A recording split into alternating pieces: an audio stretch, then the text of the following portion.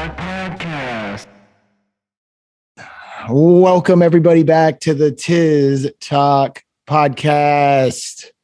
I'm your host, Chuck Tiz, and I got my co-host sitting right next to me. Too woke to go broke. Too woke. What's up, man? How you doing sitting on the couch?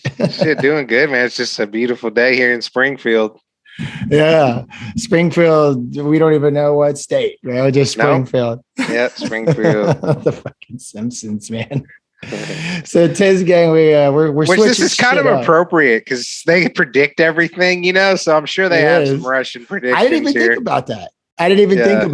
I bet you there's some Simpson shit about Russia. Yeah, it is. While you do the intro, I'm gonna look it up. Yeah, do that. That'd be great. All right, Tiz gang. I know it's been a hot minute since we've done a podcast, and last time we did it, it was with Daddy Stacks, and we started talking about EVs, and these EVs got me fly like Stevie. What was it? Tuo? You were like, yeah, these EV.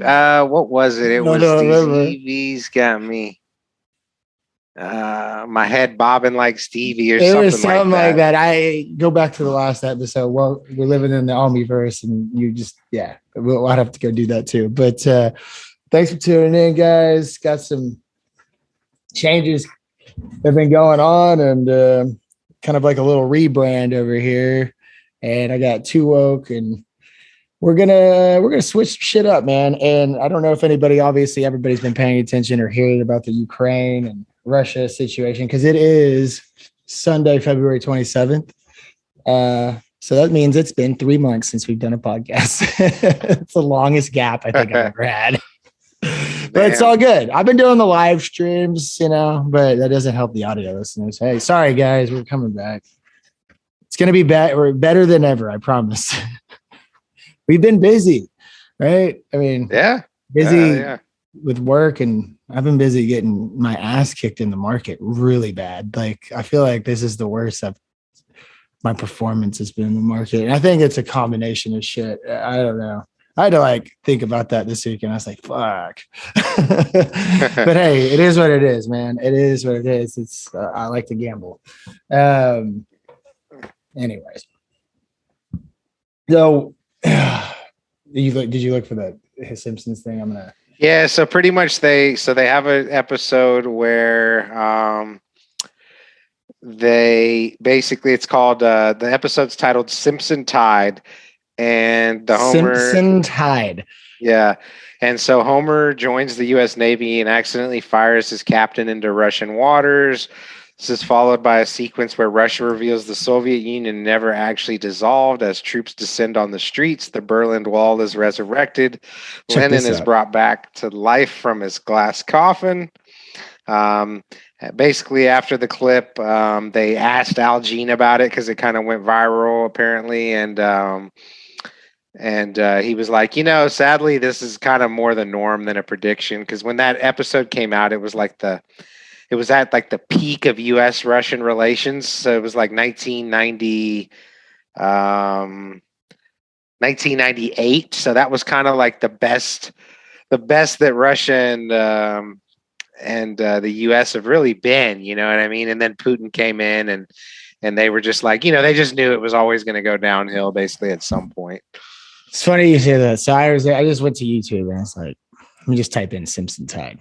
First thing pops up. So it's not the full episode. It's like 3 minutes. So not just that clip. Yeah. I don't know what clip it is, but since we're sitting on Homer's couch, I think we owe him a little credit here. Can you see my screen? Yeah. Hell, if Putin has his way, we might all have three-eyed fish swimming in our waters. The Soviet Union. Here we go. I thought you guys broke up. Yes, that's what we wanted you to think. How Simpsons predicted the war of Russia and Ukraine. Did The Simpsons accurately predict Russia's invasion of Ukraine? The Simpsons is one of the most successful television shows in history. They've amassed millions of dollars and accomplished feats that other shows could only dream of. Video games, books, board games, theme parks, you name it, and The Simpsons have done it. This, of course, correlates with their 33-year tenure. It is presently the longest-running scripted primetime television show in the United States, having aired for 10 seasons. The Simpsons has been on television longer than the majority of us have been alive, and there is no reason to suppose it will ever end. With 33 seasons and 717 episodes, they've tackled a diverse range of stories, being the crazy animated satire comedy that they are. They've mentioned a few things that are almost unbelievable. Whether it's Homer ordering a mob shoot, staging an adult film in his home, or completely ruining Springfield with garbage, The Simpsons are constantly engaging in wild and outlandish activities. 770 Usually, episodes. these things remain confined to their frenzied animated fantasyland and never materialize in real life.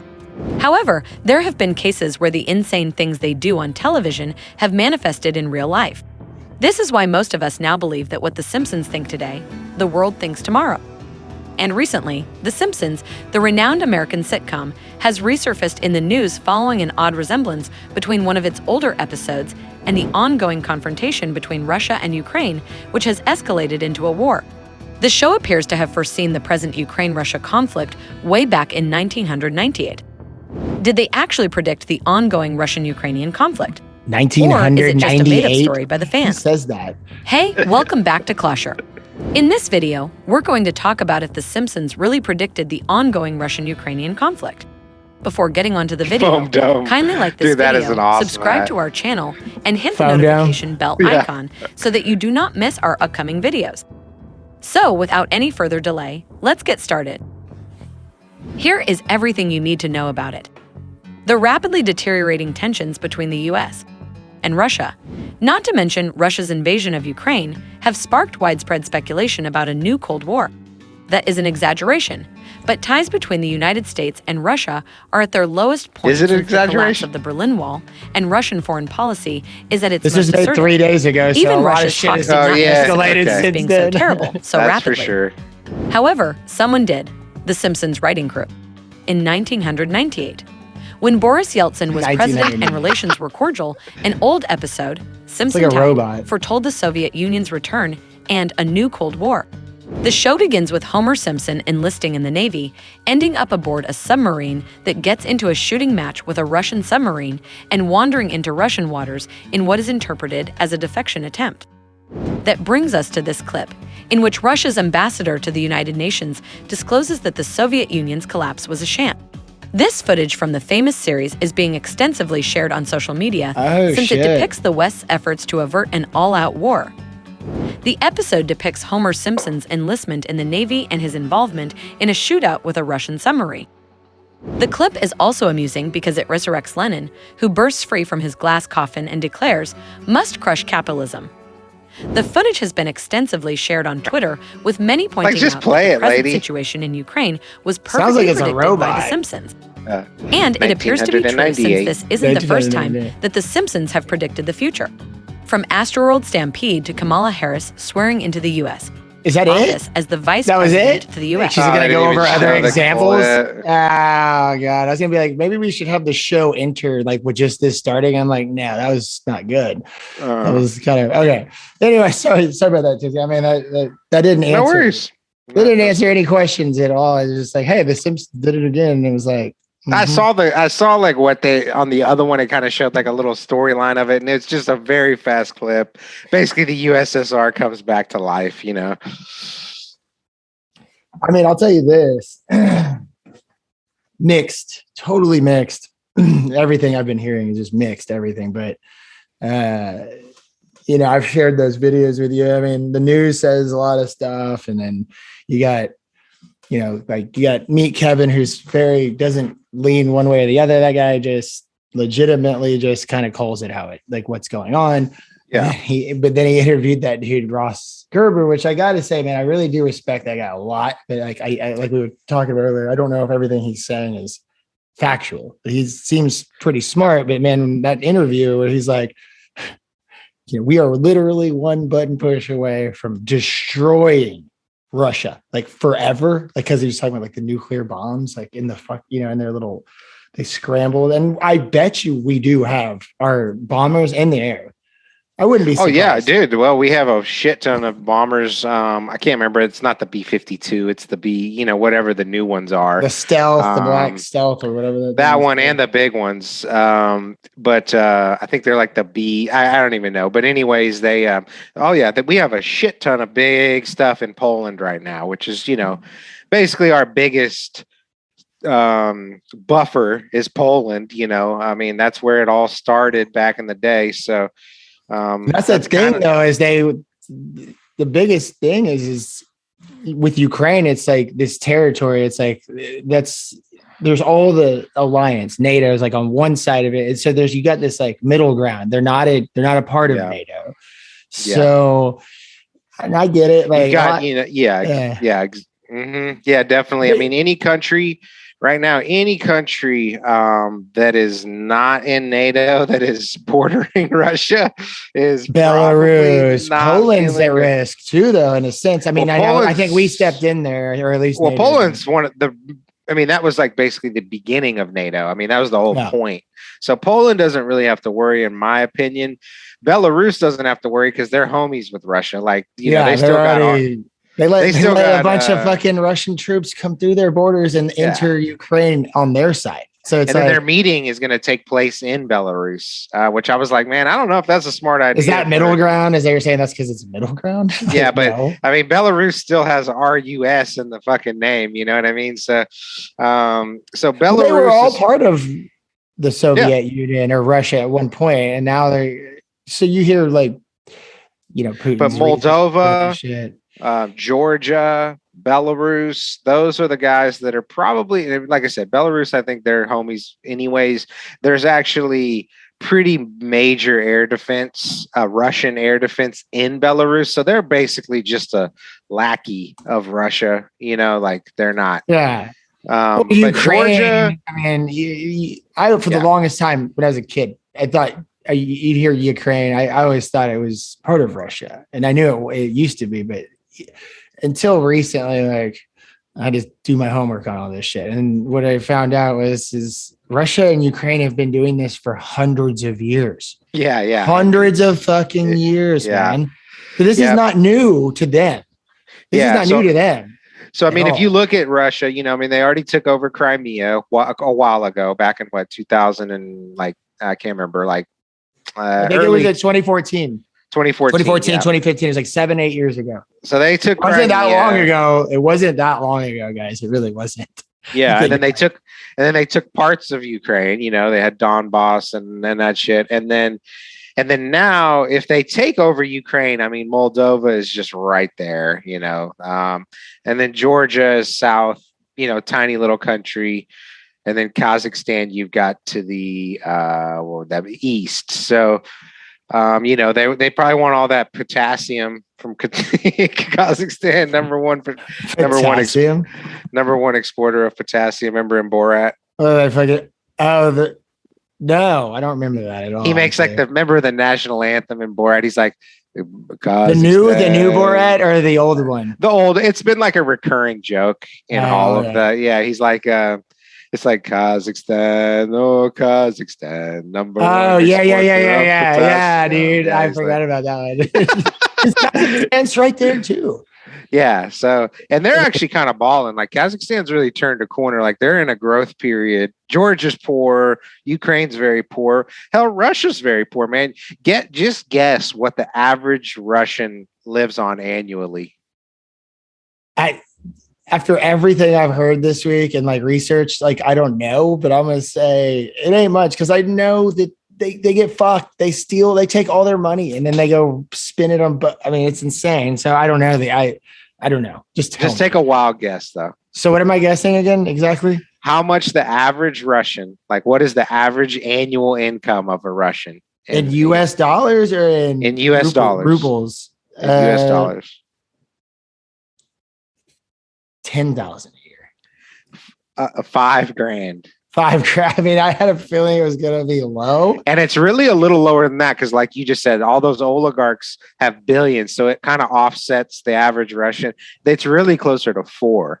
If you take away the billionaires, the average Russian's living on about $4,200 a year. That's insane. I mean, and Russia's like what the next country, at least that has, any country that has like nuclear capabilities. Typically, they're not well off like the United States, but they're not like a third world country, and that's third world shit right there. Oh, that is. I mean, 100%. I mean, Wow. Russia is a failed state.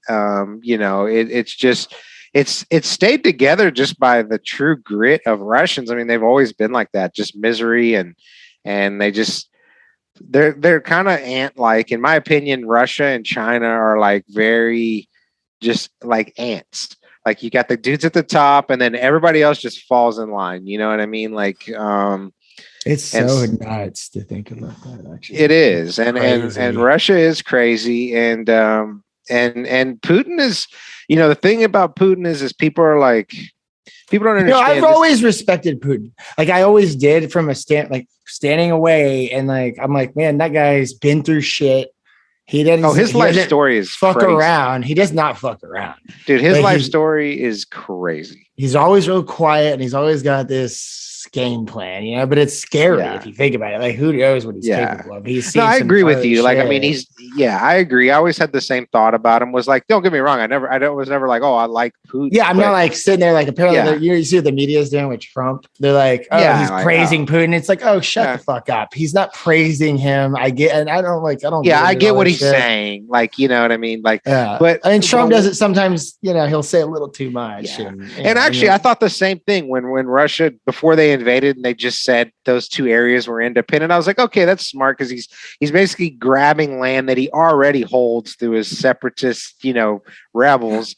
And so that's where I thought it was going to stop. I really did think that was it. And I really did not think he was going to invade Ukraine. And then it makes you think, doesn't it? Like what is really going on? Well, what his plan? I think his plan is to try to reunify some of these countries back to Russia. But the problem is I know he's a planner. I know he's very intelligent. I know he's sly as a fox. Like he's not one to be trifled with. But I do wonder if he really understood how hard it was going to be to take a city like Kiev or any of these other cities that are, it's very hard to take over a city. It's one thing to bomb the shit out of it. Take over a city. It's a country.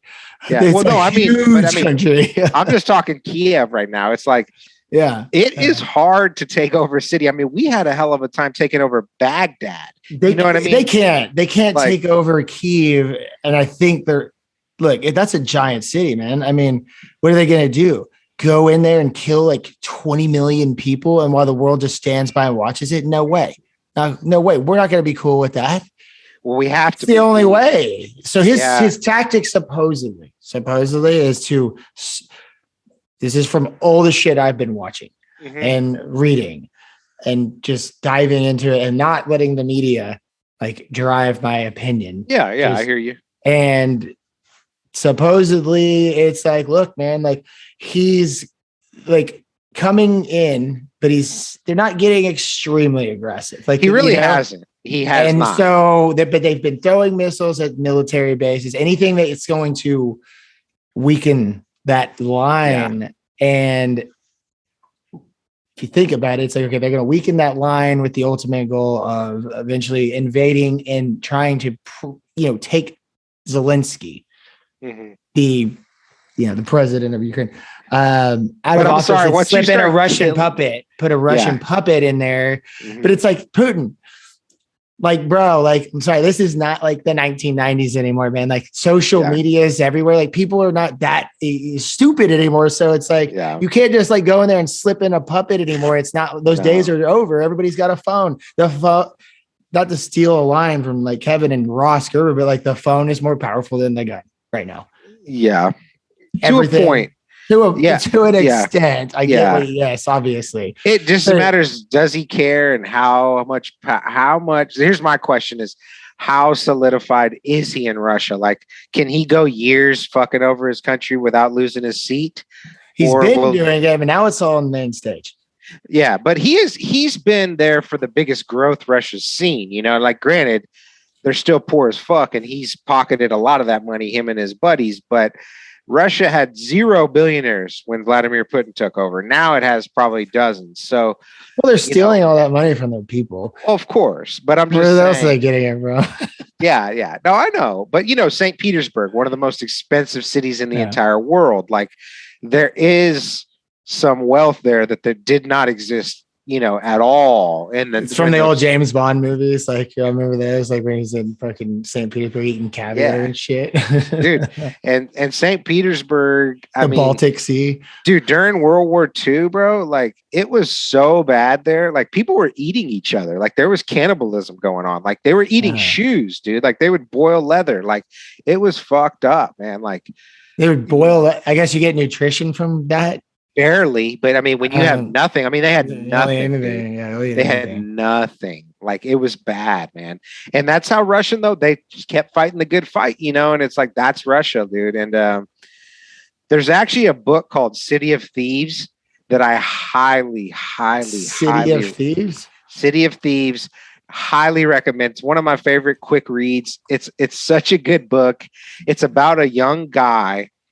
I'm not going to give too much away, but it's about a young guy who's like in the military. David Bainoff, is that the author? Yes. Yeah. Dude, it's such a good book. And it's not like a super insightful book, but it's true to form. And it paints a picture of St. Petersburg during World War II. And then it also paints a picture of just the insanity of Russia and like how they use personnel and like how when they put their mind to something though, like it just has to be done. It doesn't matter the death toll. It doesn't matter. Like they don't give a fuck about people. So you've read this book. Like, oh, it's a fantastic book. It's funny. It's quick. It's got two great characters. The two main characters are just characters that you just really like. It's a great book, man. You got to read it. It's fast. It's Cheers, gang. I'll go ahead and throw a link at the end of the show. I'll put the link in there because I haven't pulled up right now. I got But if you want to see how tough Russians are and how hard-headed, and just read that book. And like I said, it's not like super in depth, but it just gives you a taste, and it's funny, and it's a great read, man. It's a fast How'd you come across this book? Larry actually told me about it. Larry, that makes sense. And dude, I read it in one day. I mean, it was just so good. Like in a few, I mean, I don't know how many hours, but four hours, maybe, you're done. How old is this book? It's pretty old. I guess this like paperback old, version I'm looking at says 2009. 90s, 2000. Okay. It's 2009. I didn't know if that was the year it was written or if I thought I read it before that, but maybe not. I don't remember, but it's a good book, man. Okay. I actually have 2 copies. I'll send you one. I can pull it like electronically right here. Like, here's how good the book is. 258 pages. 258 pages. Here's how good it was published March 31st, 2009. That's what it says. Okay. So here's how good the book was. I had read like we were going out of town, and I read the first 3-4 chapters, and then I forgot it when we were going to travel. And I went to the bookstore in the airport and I bought another copy because I was like, I got to finish this. Like, it was just good. It had me hooked. Like, it's a good, quick, fun read, man. That was back before the days when the Kindles or whatever existed. You could just re-download it. I just love a paperback. I can't do I've never written a book electronically. Yeah, I never will. I can read shit online all day. Yeah. But a book, first of all, these screens, paper, man. Yeah, these screens, they hit your eyes all day long, and it's like the white background. Like I turn everything dark now. Yeah, just stare at screens too long. You're like, I'm just turn everything to the dark mode now at this point because like it just hurts your eyes so much. So don't do that. Don't do what I do. Do not stare at computer screens all day long. It's bad. Yeah, but shout out Larry Sellers, shout out City of Thieves, read the shit. It's a great book. It's a great fun book. And I also have Stalin. I also have like the definitive biography of Stalin I just started because like Russia's fascinating, man. And that's gonna be a long read, but it's gonna be worthwhile, I'm sure. But the whole situation is fascinating, and obviously everything that's going on, it's kind of striked my interest even more. So I've looked into this stuff. Like I've spent more time in the past 5 days, like literally digging into stuff that I would never look at before. Mm-hmm. And it's crazy some of the shit that you hear. I'm a little surprised that Putin went into Ukraine. If his goal is to take over more than one country, I'm a little surprised. He's showing all his cards. I'm surprised he took Ukraine before he took Georgia, because Georgia would have been a walk in the park. I don't even know if they have enough ARs to arm, you know. I feel like he took Belarus before anything at this point, right? I mean, they're not taking. Well, they're like you said, kind of a puppet state. Yeah. They have air defense for Russia sitting there. They're like that buffer, and they're happy to play the role. But Ukraine is not. Do they have a choice? You know what I mean? I think most of their citizenry is pro-Russian, whether it's through propaganda or not. I do think most of your Belarusians are pro-Russian. Right. Whereas in Ukraine, I'm sure there is a small percentage, probably, maybe 30% or so, but the majority did not want to be Russian and do not consider themselves Russian. They say they speak Ukrainian. I have a feeling their languages are probably extremely similar, but whatever. They want to call it something else, call it something else. But and maybe I'm just ignorant. It is a lot different, but so Ukrainians. Yeah, that's a good question. Actually, I maybe they say they speak Ukrainian, not Russian, and I'm sure I think it's one of those things where some words are different and stuff. But like I said, could be completely wrong on that. Let me look it up before I'm spewing ignorance. Yeah, you're good. I was just curious. I'm like, so what language do they all? I mean, do they all have their own fucking language? I mean, because they all were part of the Soviet Union at one point. So that's like exactly. If we ever if Texas ever separated from the United States, like we create our own language. Like no, like come on. But I don't know. Oh, wow. So they actually do have they actually have a different alphabet. So I apologize to Ukrainians out there. I guess they don't speak. They have a shared common history of language, obviously, but they differ in terms of vocabulary, pronunciation, and so on. So quite a lot of differences. Maybe it'd be like the difference between Spanish and like Portuguese, which is, that's a good example. That's a good way to put it. There you go. Yes. So, if you speak one, you can understand the other, but it doesn't necessarily mean you can like write it. Like Spanish and Italian too, in a sense. Like you can, I can understand because I can understand Spanish for the most part. But like when I went to Italy, like I never spoke Italian, but at the same time, they're so similar. I was able to pick up on certain things. You know what I mean? Anyways. Yeah. Here's the thing about Ukraine that is different from a lot of other places too, is, they can continue to get supplied from Europe and from, everybody who's more pro-Western is, they're not going to starve. I mean, there's the Black Sea is right there and they're going to be delivering food to Ukraine. That's another reason that I think Russia's very intrigued or Ukraine is because, well, first of all, there's a lot of historic land. There's a lot of historic land, like a lot of amazing, beautiful historic, like natural resources, oil. Think about it. And so so Russia's like, fuck this. Like, like this is our fucking land. I get that. And I respect it. I do respect that if that is the case. Who knows? I mean, Putin is a maniac. At the same time, I get that. But I got to say something too. And I feel, and I've been really good about this lately. And and last night I get a text, or not a text, but like an Instagram message from my buddy, Igor, my boy he lives in Australia, but I met him on my trip to Israel back in 10 years ago.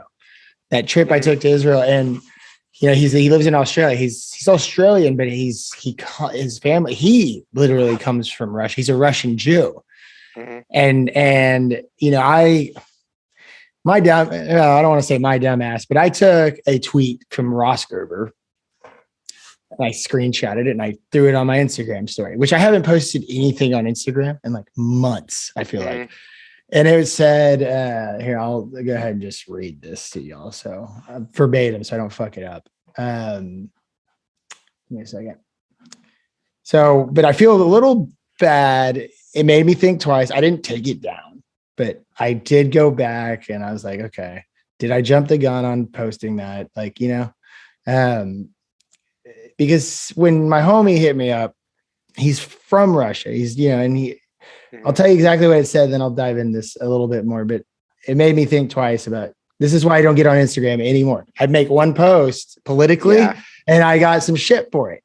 And I didn't even say anything, but I let his tweet do it, but it said, man, this guy posts a lot of tweets, bro. Like a lot. It's insane. Like this is yesterday. Today's the 27th. Yeah. This is all like within the past 24 hours. So he said he just tweets a lot of stuff, man. What this guy is on another level too. Like I can share my screen. I'm gonna share it because this is crazy. This is crazy. He's very adamant about it, but he's also I got to give it. He's from Ukraine. He's a Jew from Ukraine, and he fucking hates Putin. He hates him because I mean. So I'm looking at both sides of the fence here. Now I decided, okay, I'm going to take this quote. Can you see my screen? Yes. Well, let's just start with this one. So this is on the 25th, which was Friday. He goes, no question in LA right now. If y'all can see this. Russian oligarchs own many massive, very expensive homes. It's time for the real estate industry to come clean, stop hiding these oligarchs' money right under our noses. We need the U.S. government to step up and seize their assets. Now, give you some context behind that. This guy, I didn't know about the oligarch stuff. Did you? Oh, yeah. Oh, yeah. Okay, see, I didn't. And the way he painted the picture, that video I sent you, I don't know if you watched the whole thing, but I was like, holy shit. Like, I mean, because he was so intense about it, Oh, yeah. I mean, they own property in London. They own everywhere. Billions of dollars in assets in London. Yeah. And he's like, because none of them want to keep it in Russia. Them right now. He's like, we should be seizing these motherfuckers' assets right now. He's like, you really want to fuck with Putin? He's like, you go take those motherfuckers' assets and they can't party anymore and they got to go back and live in cold, shitty Russia. He's going to have a problem on his hands getting decisions made, or they might just kill him unless Putin kills them first. Now, that's coming from Ross Gerber. Here's another one. This is from him. What I'm hearing is the Russian military relied on quick victory and quick fall of the Ukrainian government, attacking on three sides, spread their forces. Does that make sense? Yeah, so attacking on three sides instead of just coming one way. Say they sent all their forces to Kiev, then they wouldn't have been spread out. You know what I mean? Which, to be fair, taking Ukraine would have been huge. I mean, Kiev. You see how passionate this guy is about this shit. I mean, this is all he's posting about. One thing I think people are jumping the gun a bit. I think Putin, to be honest, just from the videos I've seen so far, he's sending in like the D team. Why he's doing it this way, I don't know. But it seems to me like he's kind of just, because if they get killed off, then he's got his A team behind him. and he can say, look at all these soldiers that got killed by these Ukrainians, and then he can get his people behind it a little bit more. I think he sent in, from what I saw, like 3% of the troops that are sitting there on the borders. He's a strategist, right now. Man. I'm saying, I've looked into him. He's smart. Everyone who's celebrating a little early, like this is what I expected from taking a city. I didn't expect that if you go in, you're just going to take it overnight. Like, no, that's not how it works, man. I mean, the U.S. military, which puts Russia's military to shame. Our military budget is like as big as Russia's whole GDP. You know what I mean? So like we couldn't even take Baghdad. Like it took a long fucking time to turn that tide. And that didn't end well. Or no, that was Afghanistan. Sorry. Well, still, I mean, it's just it's not easy. It's not easy. And these people have a lot more resources than the dudes in Iraq did, you know.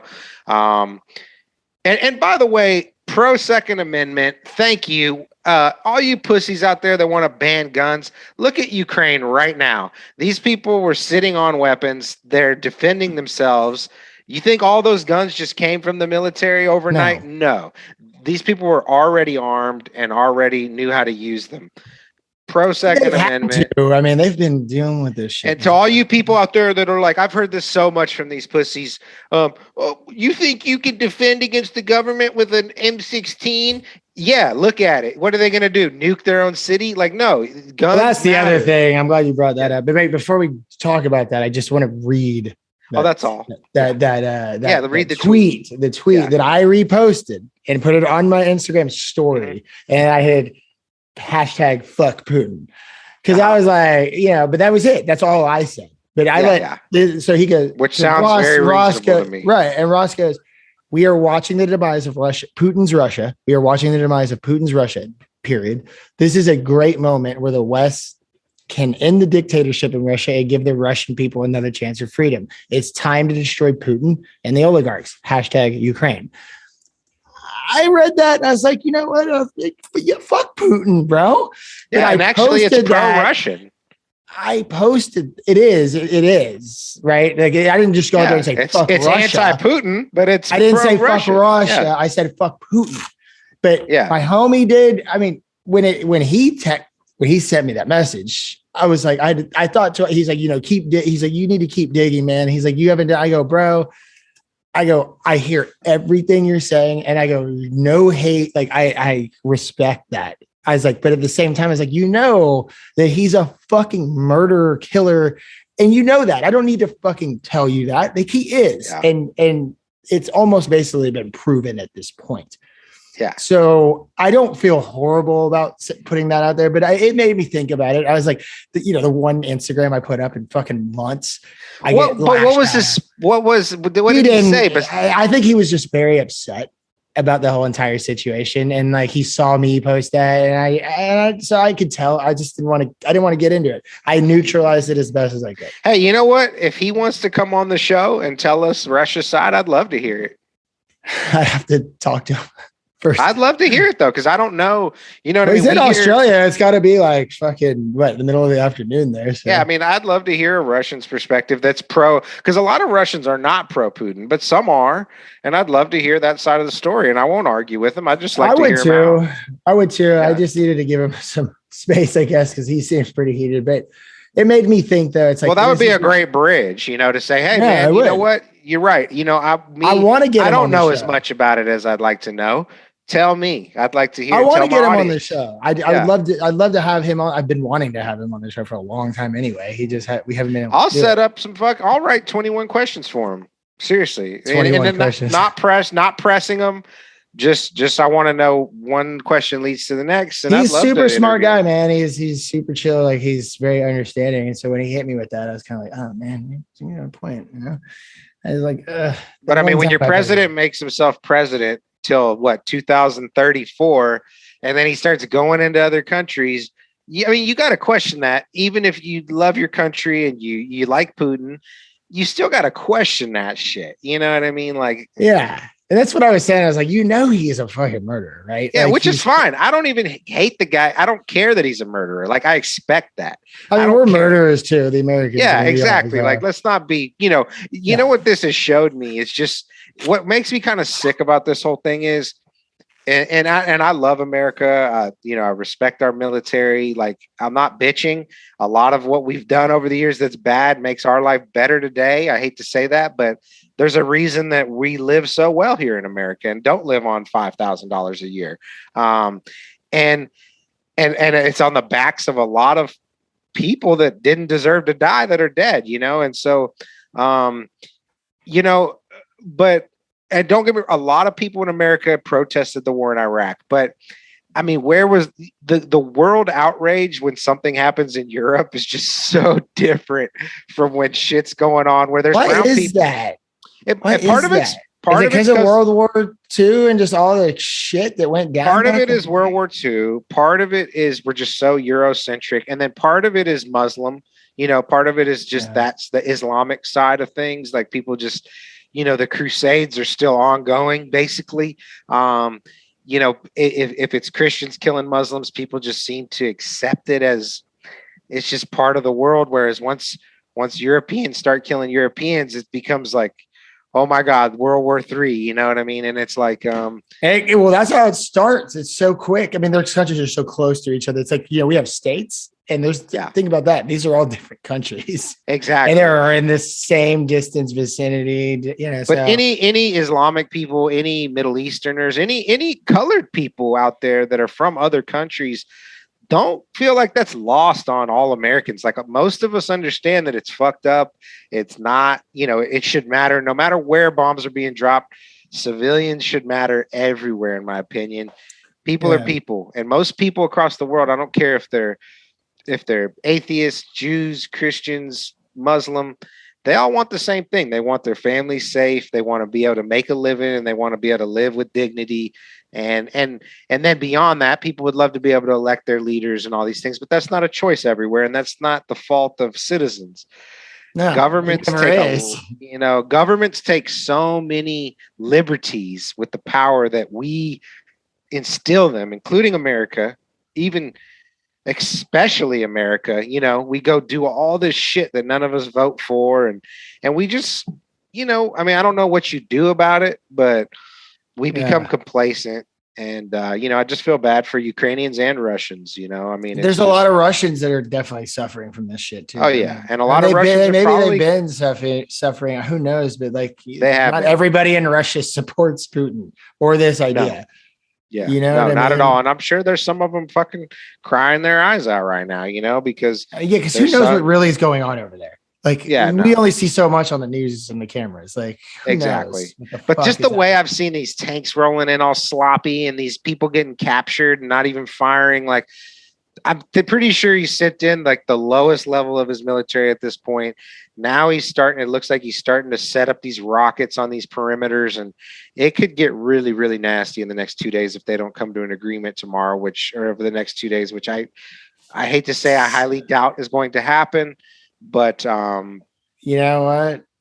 It's like every time the market closes and it's daytime or nighttime here, it's like something's going on over there. Something happens after in these breaks and these weekends, and it's crazy. I mean, the whole Swift thing, which shut a few banks down, shut a couple banks down today. The U.S. and and Europe, they decided to suppose it was like a partial exercise of the nuclear weapon option. What would be kind of funny if Putin Putin should be seriously thinking about this. I'm not trying to give. He had to have calculated all this before. No, but check this idea out. Putin. Now, granted, right now would not be the time to do it, but if it looks like things are going to get really bad for Putin, where they're going to shut down all the banking, he should just cut the oil supply off. Who gives a shit about a week or two of oil when you're going to shut these European nations down a week or two early, and all hell will break loose? I mean, can you imagine what would happen in the markets if half of Europe was in blackouts? And that's what would happen. You don't cut 40 to 60% of the oil supply and things just keep running. No, shit will come to a grinding halt. And Germany, by the way, fuck Germany. Germany's fucked. You're so stupid. By the way, they're also they have the way they think and the way they do things is not cool. Germany, you are stupid. And you're a big reason why the EU, all of Europe, you got to look in the mirror. You don't just start doing business with a guy like this and rely on him so heavily to the point where he invades your neighbors, and you feel like you can't even do anything because you can't even sanction him properly because you need him. You need him. Yeah, he uses, just like we do, oil.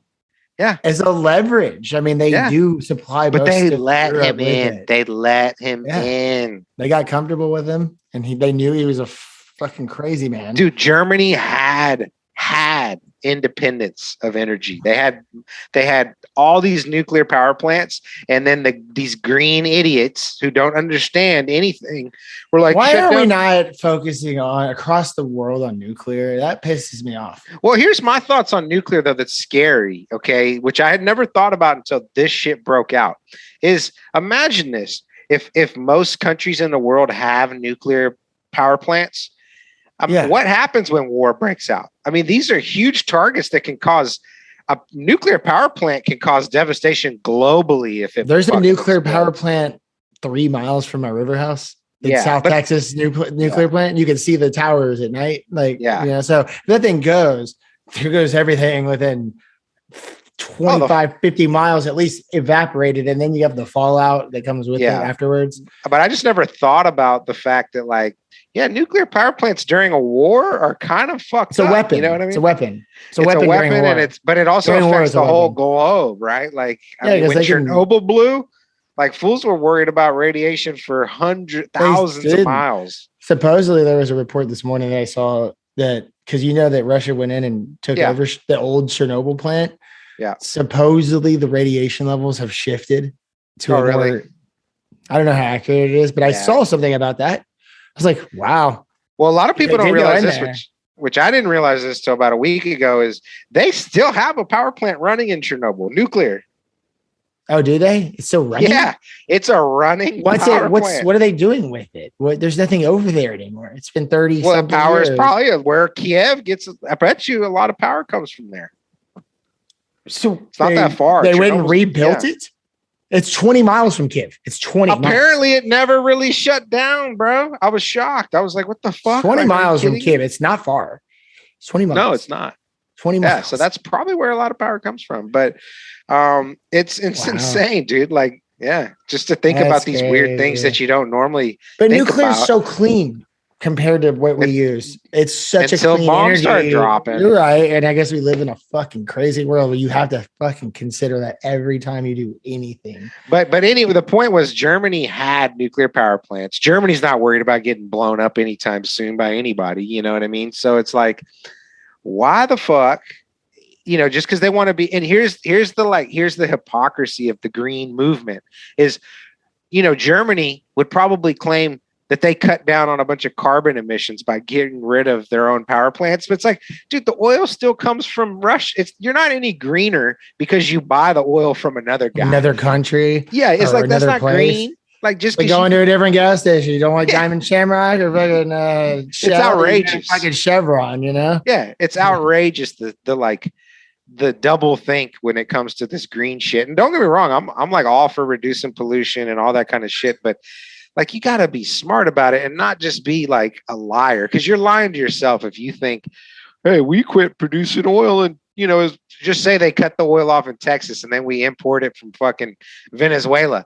Well, what the fuck did that do for anybody? Nothing. And matter of fact, the way that they're going to get it is going to be dirtier than the way we get it. You know what I mean? Well, yeah, especially if you use it for that example of Venezuela. But that's kind of what we're dealing with here. Dictator, asshole. Yeah, no, but they don't give a shit about the environment. They got way important things to worry about than that right now. All right. Yeah, they're looking at more of a short term. But all these guys need to look in the mirror. Who do you do business with? Who do you do business with? And if the answer is Vladimir Putin, you kind of fucked up, man. You kind of fucked up. Yeah, and definitely don't want to be in a situation with that guy. Like they don't care. Here's I hope real quick. Yeah. Oh, I was just going to last thing. Go. I hope that this wakes everybody up that can produce their own energy to do so, including America. We had energy independence. We kind of took a little step back.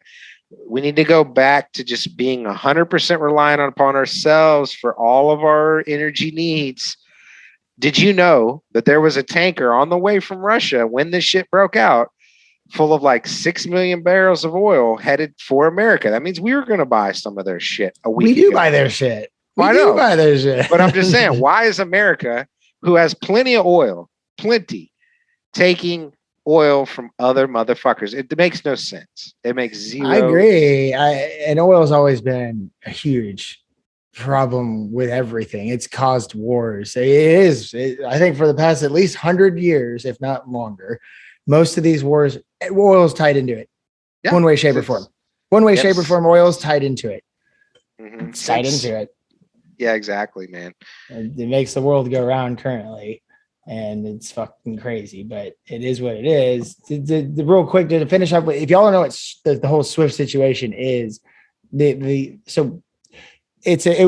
a thing. It was like a playbook that was put together after World War II with the whole nuclear bombs, and when nuclear technology became accessible by us and Russia or whoever, and basically if you break that, then these Swift bank things come into play and it's cutting off Russian banks from the other, like from the United States, Canada, whoever is involved with it, from the main international payment gateway is what it says in the article. Swift. That's what Swift is.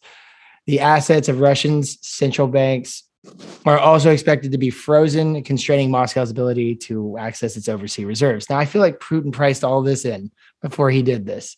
He knew this is what was going to happen. So it's like, you got to think like, what's he got up his sleeve? I don't know. Well, what he did was since 2000 and like about 13, he started liquidating all of Russia's cash reserves. He's only holding on to about 15% of the ruble right now. And in the whole Russian central bank, he's got about 13% of holdings are cash.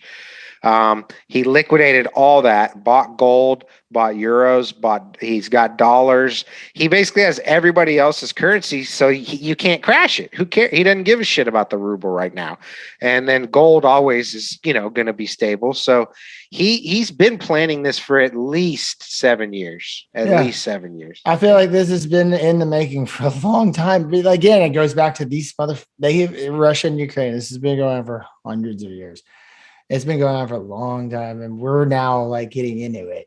And it's like they've been doing this. They've been doing this. And to talk about currency real quick, the whole cryptocurrency shit that's going on where Russia's, being able to take basically, so ECB urges haste on crypto regulations in wake of Russian sanctions. So ECB is what? I think Bloomberg's like, every time I pull an article, it's like, you need to pay for this. Russian Bitcoin and other cryptocurrencies could be part of future sanctions. This came out today. It says Washington is considering a novel area for possible further sanctions against Russia. Cryptocurrencies targeting the country's access to cryptocurrencies such as Bitcoin and Ethereum would take sanctions policy into uncharted territories. Blocking transactions would be challenging since by nature, private digital currencies are designed to exist without borders and for the most part outside the government regulated financial system. So it's like, I get what they're saying. I don't know.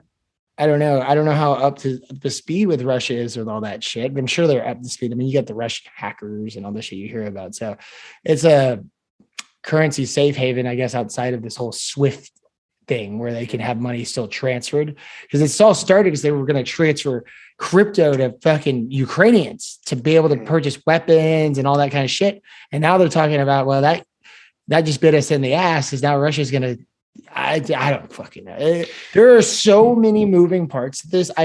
It's one thing, you have a financial crisis, had a lot of moving parts to it, but like usually it's like there's one driving factor. There is so much shit going on right now. I can't keep up with this. Look, I mean, just to go back to your homie that's like, look into it more, like one thing that's interesting is one thing that America always gets on top of. I mean, just one thing you don't do is sell oil for anything but the US dollar. You better take dollars for your oil.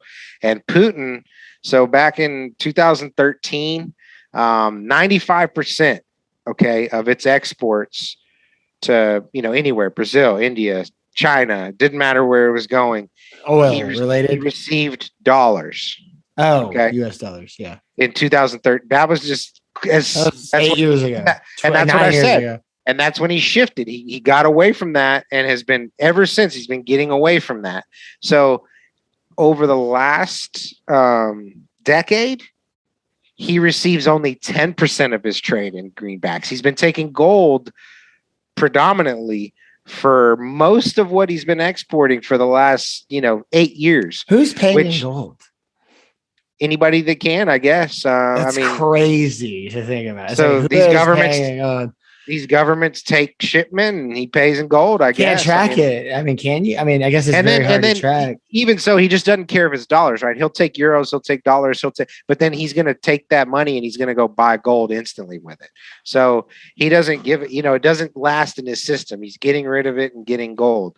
I guess because the dollars got more value, so he's taking it and then transferring it to gold and stashing it. So I can guarantee you, yes. So what's your and so he doesn't have to rely on his dollar, and if he makes a move, you can try to crash his currency. No wonder he doesn't give a fuck about the ruble.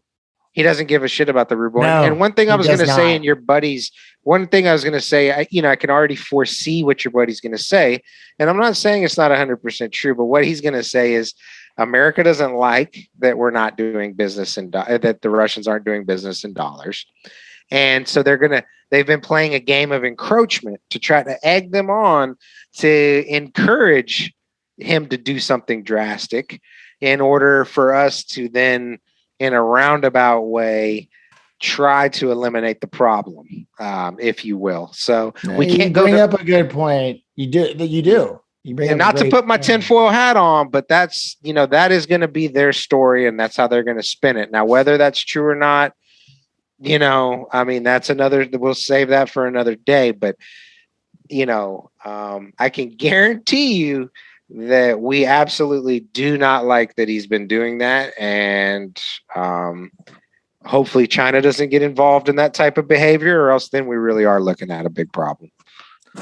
Yeah, and I'll read exactly what he said. So I posted what I told you guys, and then he goes, "This isn't the truth, bro. Do some more digging. The U.S. has been infiltrating Ukraine to get to Russia. It's a massive mindfuck. Putin is retaliating." And I was just like, look, I'm all ears, man. I was like, I've been doing some digging, and I know that he's a killer. So I maybe I jumped the gun a little bit, but I don't know. This is why I fucking hate social media.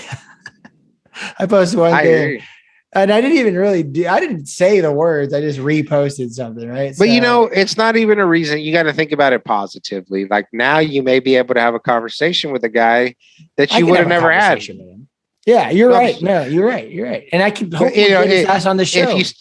If you butt heads with people and then you get in a fight and you don't talk further, then it's a waste. But if you actually and he lives on the other side of the world too. So if we can actually have a conversation, that was a positive moment. Like, it may have started off with a little bit of a, hey, what the fuck are you talking about? It didn't hurt. Like, it made me think. I was like, yeah, he's got a point. Yeah. And, he may spit nothing but Russian propaganda, and maybe most fools in the West are going to spit nothing. I know the guy, and he's not like Trumpish, I guess. You know what I mean? Yeah, like, he's very open-minded kind of dude. And so for him to say that, it really like bothered me. Yeah. And there is some truth to this. I mean, we should not have been trying to put, we have Ukraine in this pseudo NATO, like, hey, it's like what Ukraine's kind of like, this is a good example. It's like a hot chick. She's a freshman in college, and two different sororities that hate each other want her. And they're just gonna, they don't give a fuck about her, but they just want to win, and it's like, get it in. They're gonna get catty, they're gonna get bitchy, and they're gonna try to use each other. They're gonna try to use her to piss each other off, and that's what we're poking the hornet's nest. And we know who Vladimir Putin is, and we know what's gonna happen if you keep doing it. So America, their hands are not clean in this, but there's a big difference between getting pissed off and invading a country. I mean, there's a big difference. And Putin, if Putin could have really started a smear campaign here in the States, they say the Russian trolls helped get Trump elected. He could have just been telling us what's going on. Hey, America, you guys are fucking with me. I might do something crazy. You better tell your politicians, write your politicians a letter. Tell them to quit fucking with Ukraine, or I'm going to do something crazy. And so the thing about Russia now, and I don't know what's Putin's mind. I have no clue, but it's like, I feel like they've always been trying to get back to that Soviet Union status. Definitely. The glory of, it's like Trump, make America great again. Let's make Russia great again, right? Yeah. Mm-hmm. Yeah. Let's make the Soviet Union great again. And Putin and Trump, they kind of remind me of each other a little bit there, if you think about it. Yeah, completely different personalities, but very similar. You can get to the same place, a lot of different ways. Nationalist, generally speaking, xenophobic, dictatorial, believe that they're right, and by any means necessary. The best stock market we've ever had in our lives. So yeah. It's like the greatest stock market ever. Like the greatest economy. Fucking Trump. To me, Putin is like a serious, no lying. Like he's not like, to me. I mean, I'm not saying he's not a liar, but he tells it with a straight face, and he's not like full of too much hyperbole. Like he just tells you what he's saying, whereas Trump doesn't do that at all. Like he's just full of shit. You heard Trump was like, he wasn't praising Putin, but he was definitely he was just like, oh, that was hyping him up a genius little bit, and like everybody's like, so Trump's like on Putin's side. And then a lot of Republicans were like, no. But there was a few that were like, yeah, Putin's the man. I was sitting over here like, actually, Putin's smart. I said that. Remember, I was Larry. I was like, Putin knows what he's doing, man. Like, Putin's smart, and he's got a plan, and we don't really quite know all what it entails, but we don't. I feel like the American government knows what the fuck is going on. Everybody's talking about what's on the news. Yeah, I will say this. I don't know what the fuck is going on behind the scenes. I mean, you know what else this uncovered was all of our mistrust of the media, because they were telling us for so long. Like, dude, they told us for the media. Fuck the media. They told us for 3 weeks straight. You see that crooked middle finger? Yeah. They were like, dude, what was our media saying for 3 weeks? Russia's going to attack. Russia's going to attack. I did not believe it at all, because I don't, you just don't take it at face value. You just think they're being the media's gonna hype up anything. Yeah, and I really thought it's a good story. They make money off of this shit. I thought they were full of shit. I really How many people do you think have been watching the news all weekend long? The news is the only thing that they've had on their fucking TV because of this shit. And in times like this, it's hard not to watch. Everybody was watching Cuomo on TV come out in New York. It's like, why are we watching fucking Governor Cuomo right now? Like, why is Cuomo on the motherfucking TV nationally? It is 2 years ago. It's like, why is Cuomo on TV? It was ridiculous. Addressing the nation nationally. Now look at Cuomo. Yeah. Now look at him. Look at both of them. Well, Chris Cuomo, he lost his job at CNN too, right? Yeah. Mm-hmm. They're both little perverts. Yeah. It's like, I mean, again, I don't know what people like the whole Harvey Weinstein. I know. They run in those things like fucking shit. One guy gets caught, and it's like they all come out to woodworks and jump on the next guy. And it's a train of Governor Cuomo is a weirdo. He has 4 nipple rings. 4 nipple rings. Well, I didn't know that. What? You didn't know that? No. Oh, no. Dude, pull this up. Screen share. Oh, no. Screen share. What the fuck? Okay, type in government Cuomo nipple rings. You type that in, and you're gonna have a nice little surprise. Maybe not so nice.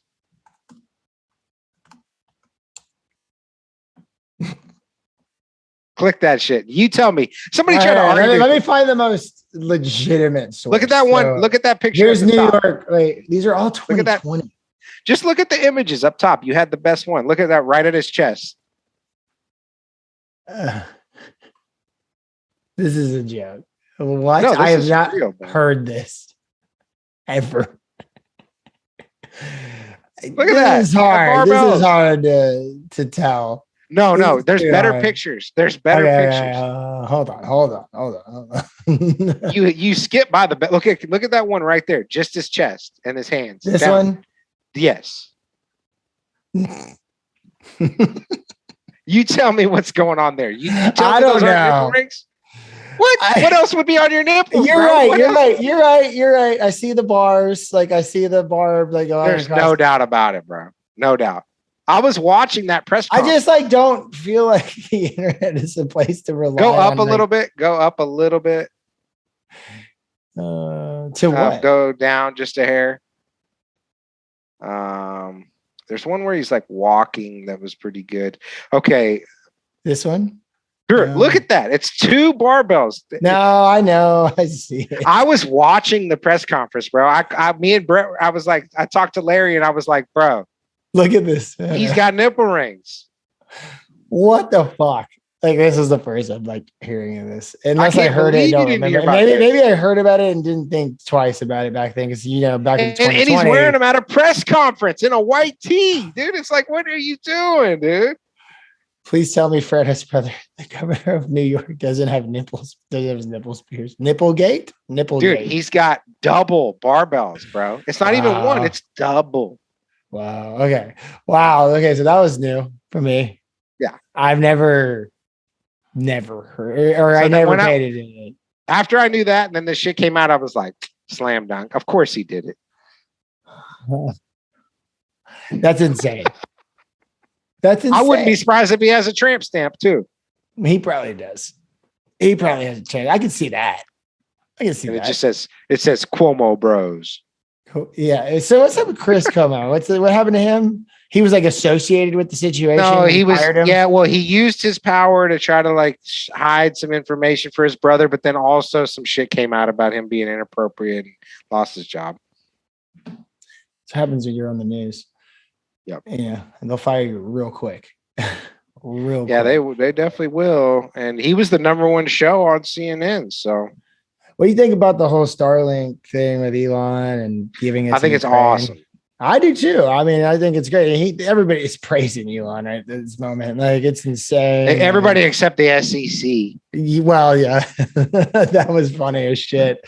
It was like on Friday. It was like Thursday or Friday. I'm sitting there watching the market. And all of a sudden, I'm watching Trading Fraternity, and he's got the Bloomberg terminals. It's like before the news drops, he's like, "Whoa, Tesla's got big red candles, and I'm like, "What?"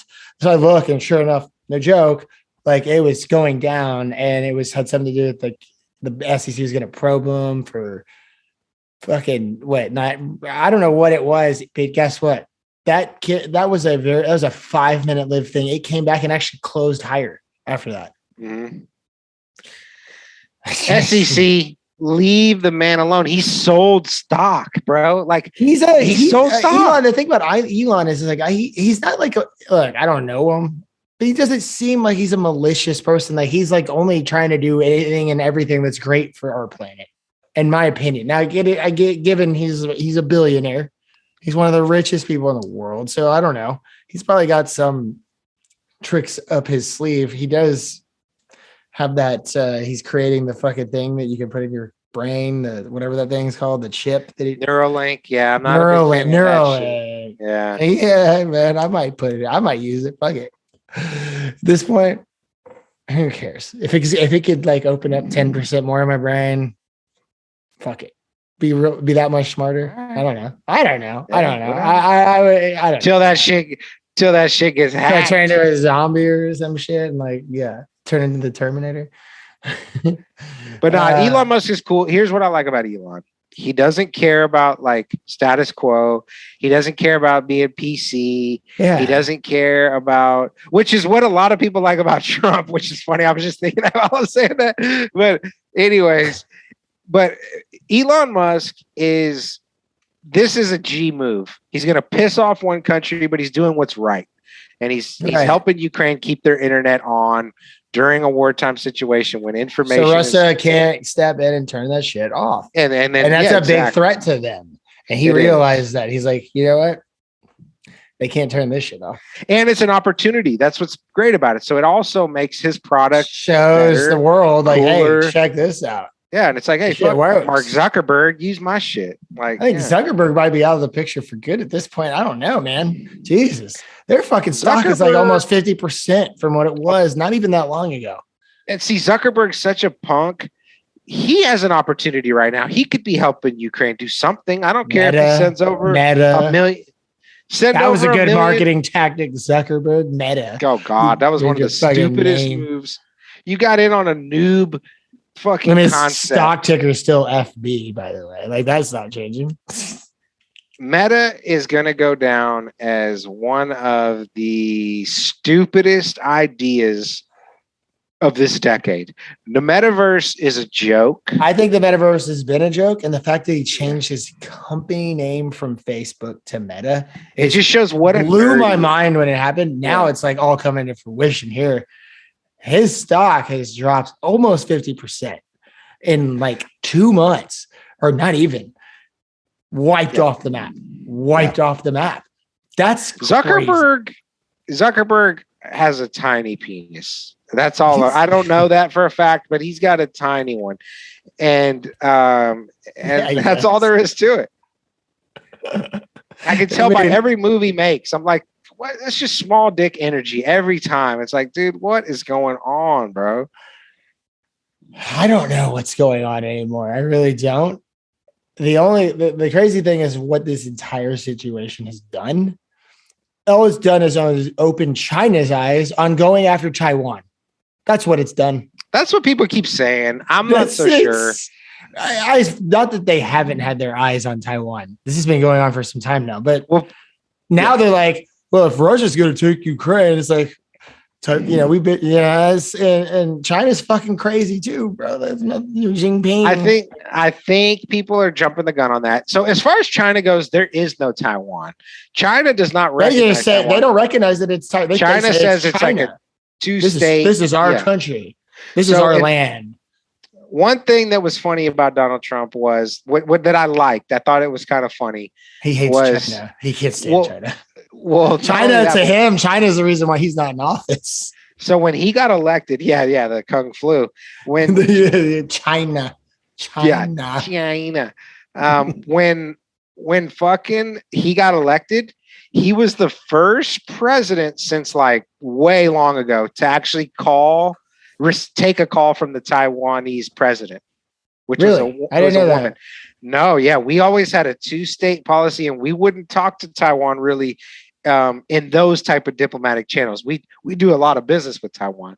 Yeah, we get so many exports from there. He was the first one to take a call from the Taiwanese president, congratulating him for becoming president, which I thought was kind of cool. I don't even know if he knew the significance of it. He's probably just anybody that would call Trump and say, "Why did that happen? Congrats." What's the deal with that? Well, they just called him and he took the call, whereas most other presidents wouldn't have taken the call because it just wasn't what was done.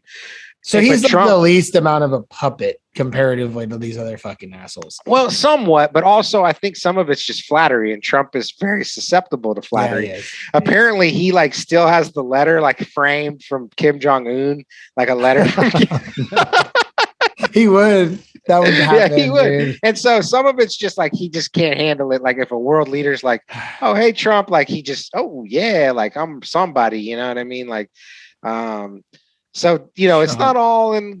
Trump's a character, man. He is, and that's what I don't like about like, both sides are just so crazy right now. But it's like people on the left at least admit that Trump is funny. Like he's one of the wiliest old people, and I'm not a Trump fan, guys. I'm not a Trump fan. Neither of us are. But he's entertaining. Not. He has a lot of things that are like funny, more entertaining than Biden. Likable, like Biden has a lot of likable qualities. The most boring motherfucker ever on the TV. It's Biden just is waiting for the next diaper change. Yeah. I mean, that's really what it is. When's Cuomo going to come in and take over? I will say he's handled this a little better than I thought. I think they're giving him a little extra Adderall or meth or something just to keep him on track, because he's had a little more energy and he's got a little more gusto. They're giving him something, I agree with everything you just said about Biden. I mean, there was what really, like, I was like, what the fuck, is when that lady was like in the press conference on Thursday of last week. She's like, so Putin came out and said that if anybody interferes, you will see the biggest retaliation in the history of mankind that you've never seen before. And she's like, does that mean that he's got nuclear weapons? He's like, well, I don't know what that means. Yeah. Oh, and we're all like, and the market was like, at this point was like on a rise. And then it went up. And then like right back up. Like it was like flat for a second. After that news conference, and it wasn't necessarily because of Biden, but it was just, there was nothing good in it. And then the market started going up, and I was like, what the fuck is going on? Like basically he just said, I have no idea what's going to happen. Putin is capable of anything. And it was just like, oh, the market went up. It's like, okay. There was no substance to it, period. It didn't change anybody's feelings about anything. truly The think- uncertainty was still there, and that's the problem with the market. The market doesn't like uncertainty. It'll take bad news and run with it, and that's fine. But the uncertainty is when you start to see these 5% drops in one day, and then a 5% run the next. That's I think the big dogs had priced in a 0.5% in interest rate increase, and now that this is going on, there may not even be one. You know what I mean? Because why would they fucking raise interest rates if we're going to go into war, right? But who's saying we're going into war? Everybody on the TV. But is that really the case? No, we're not going into war until he touches. Then they should raise interest rates. If we go to war, I get it. And I'm not saying the Fed should raise interest rates, but honestly, they kind of have to. Like, we're going to go into crazy inflation or stagflation or whatever, hyperinflation. I don't know which one. One of the three. Nobody they got to maintain this. They have to maintain. Well, you know what's fucked up about it? You know what's fucked up though? Interest rates. It's not going to work. You know what's fucked up though? Well, interest rates don't directly bring inflation down. What interest rates do is they slow down the economy, which then in turn brings inflation down. So it's like it's a two-step process. It's a gamble. Well, and it's on the backs of middle class. That's all it is. Middle class always gets fucked every time. Always. They get fucked every time. And I guess I am middle class, and I've been getting fucked. So I feel it. All right, we'll continue to get. That's also my decisions that I've made too. At the same time, though, like I'm a degenerate option trader, so yes, that happens. But I do believe that that this battle's going to continue.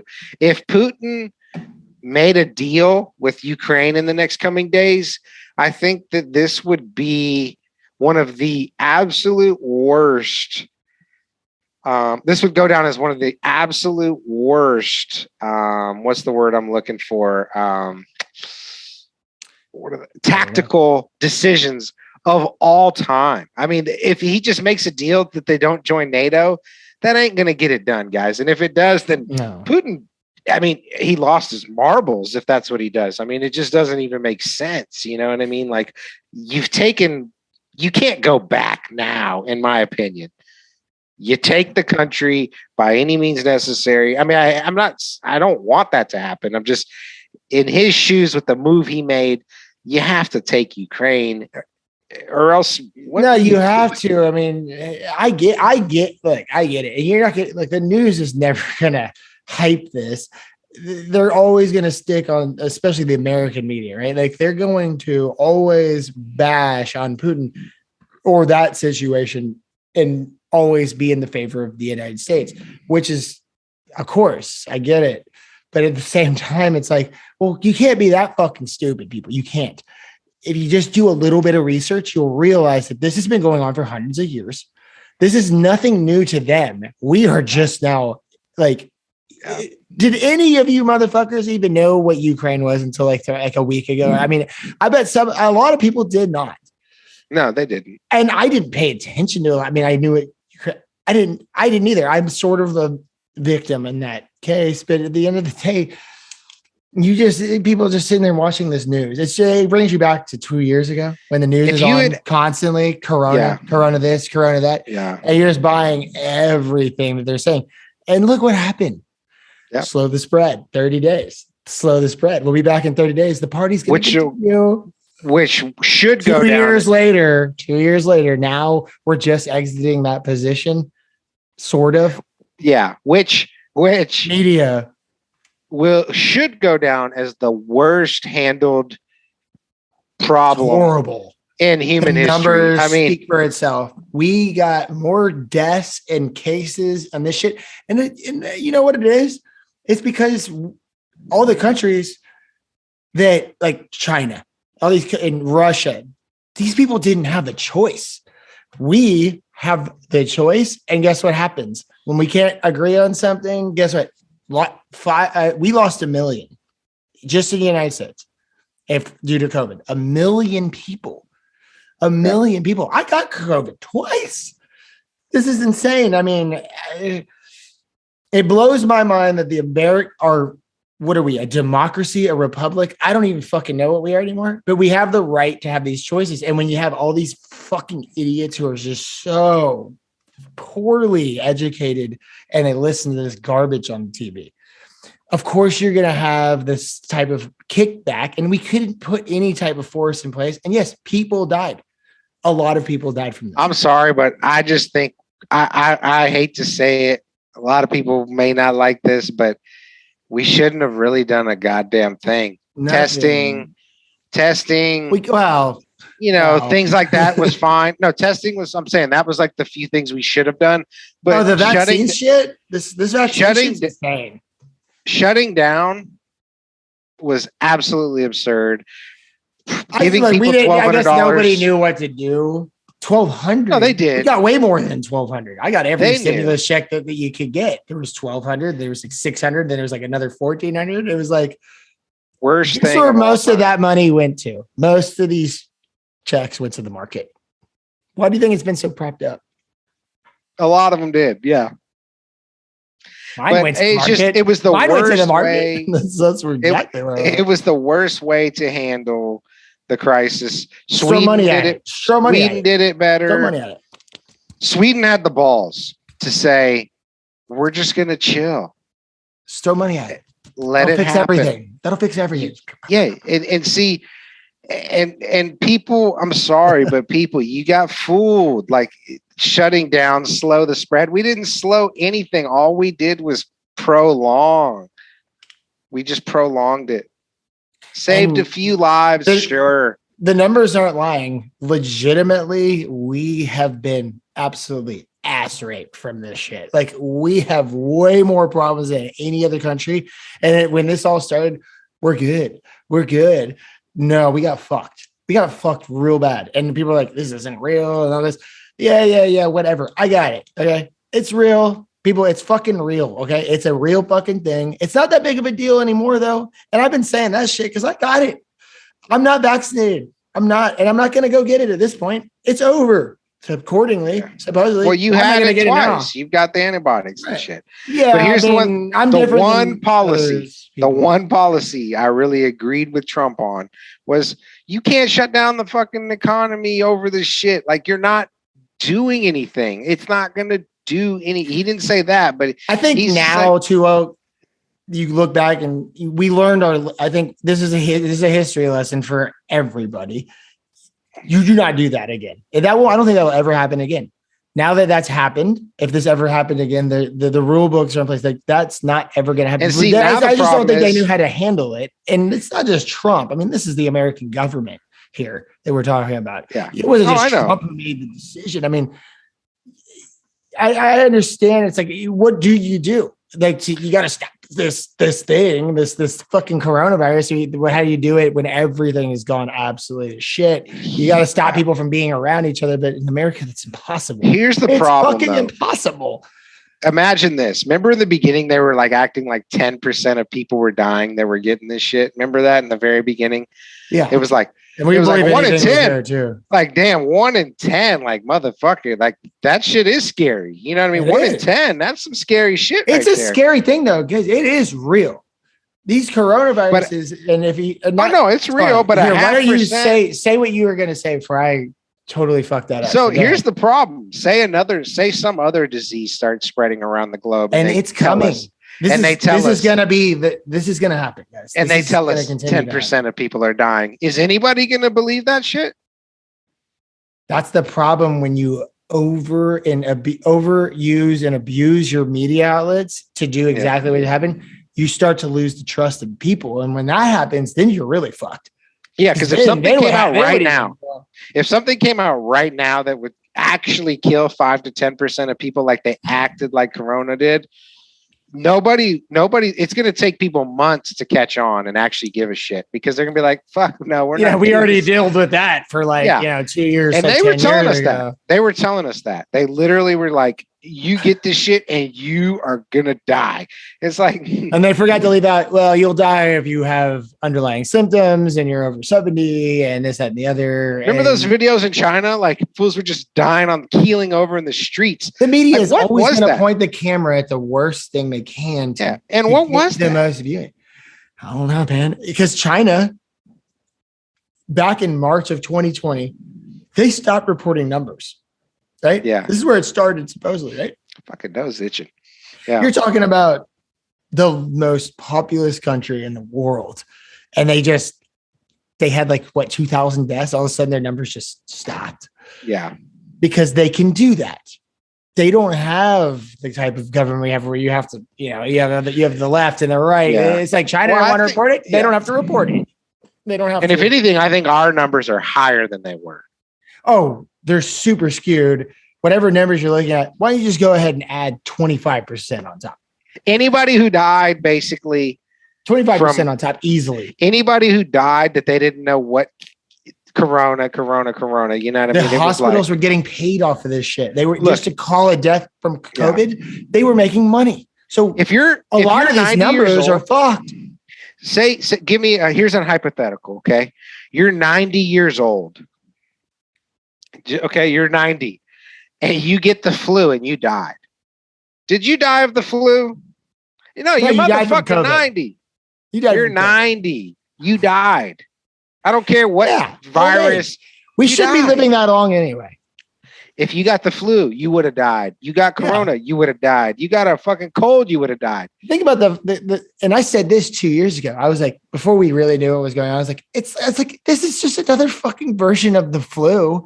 I was like, it's not, they're like, it's not the flu. It's not, and it isn't. It's not influenza. It's a cold. I get it. It's a cold virus. But it's the same shit. Again, I just got it on Christmas. I was sick as fuck. Tis gang. I haven't done a podcast. I was sick as shit. I literally, again, I have no problem saying this. I am not vaccinated. I haven't, and I'm not anti-vax. I'm not. I've hit my flu shots. I just didn't get it because I don't want to be the first motherfucker to do that. And after so much time went by, it became such a political issue that I just didn't want to be a part of it. And then I got sick. But guess what? I got sick, and I got sick on Christmas Day, and it lasted 24 hours, and I was fine. It was like the flu. I literally took the test, and it came out positive for COVID. And I don't even know. I feel like all these tests, no matter when you take them, it's going to say positive, no matter what at this point. Like, so I was like, this is fucked up because it was gone the next day. And I'm not vaxxed. And I know people that got it on Christmas. This is the Omicron variant, which is like the least out of all the variants or whatever these variants. I know people that were in the hospital who are vaccinated to the fullest extent for over a week. And so that to me, I was like, fuck this. Bro, and now supposedly COVID's over. And I'm like, well, now I'm not going to get it. I'm not even going to think about it again because I was about to do it because I was like travel and all this shit. Fuck this. Bro, I wish I had never got it. And I'll tell you why. It's 2 reasons. I've had the weird little feeling like right in here ever since. Yeah, man. And then the first time I've gotten sick since I got that fucking shot, just a sinus infection. Thing, right? Yeah. I had a fucking ear problem for a month and a half. I mean, obviously inflammation is like blocked this tube that goes from your ear to your throat, and it made my ear like a. You honestly really think that this has to do with that though? Like I'm dude, I've never had any health problems in my life, besides when I was like a little kid or something, maybe, but I've gotten sick my whole life. Get over it. No problem. I've got fuck that shot. It was I mean, you got a good point. I mean, and you said that the other day when I was on the phone with you. I was like, God damn it, that makes sense. Yeah. I'm not gonna I'm really not gonna get it. Like my old man got it. My old man got it and almost had like he felt like he's going to have a heart attack. Like he actually went to the fucking hospital, like his chest pain. Hey, wait, let me just put a disclaimer there. Tis gang, like we are not hitting the medical, we're just stating our opinions. Like we're not, I don't want to. Look, at this point, you either got it or you didn't. So I'll say whatever the fuck I want to say. No, you can. Oh, that's fine. Hey, you're good. If you're a healthy young person at this point, I would probably avoid it. You know what? You're right.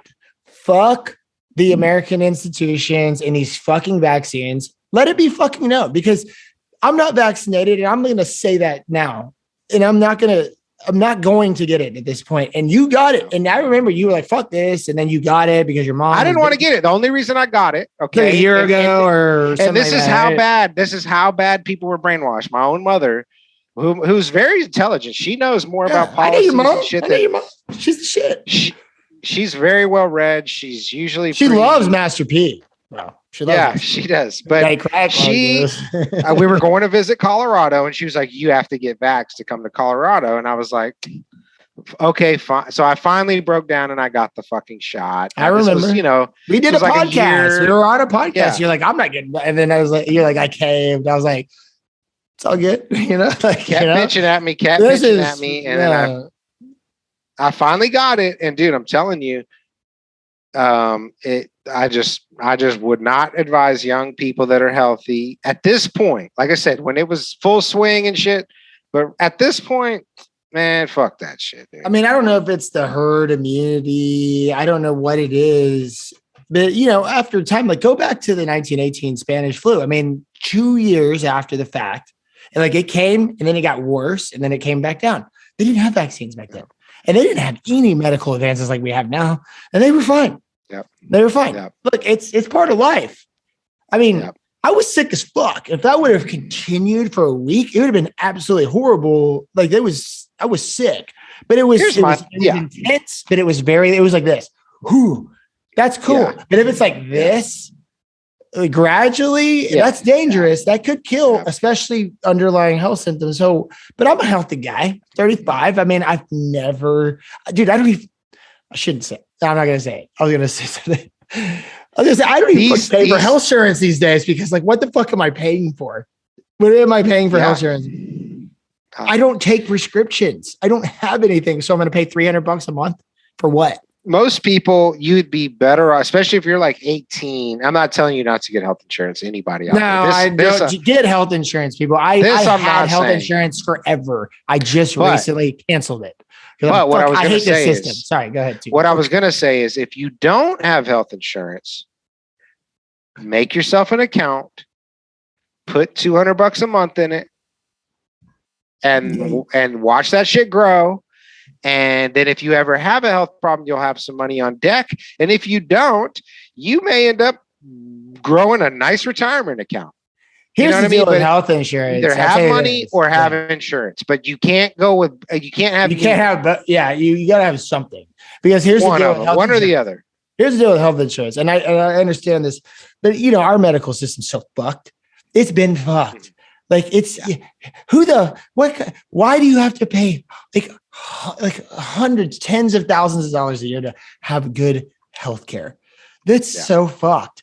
And for the longest time, we were trained as Americans to, you got to have health insurance. You got to have insurance like this. You got to do this. And look, I'm 35, guys. And this whole pandemic thing has opened my eyes to so many things. I'm like, fuck health insurance. Fuck car insurance. Fuck car insurance. You cannot get on the road though without it. Now, I don't drive anymore.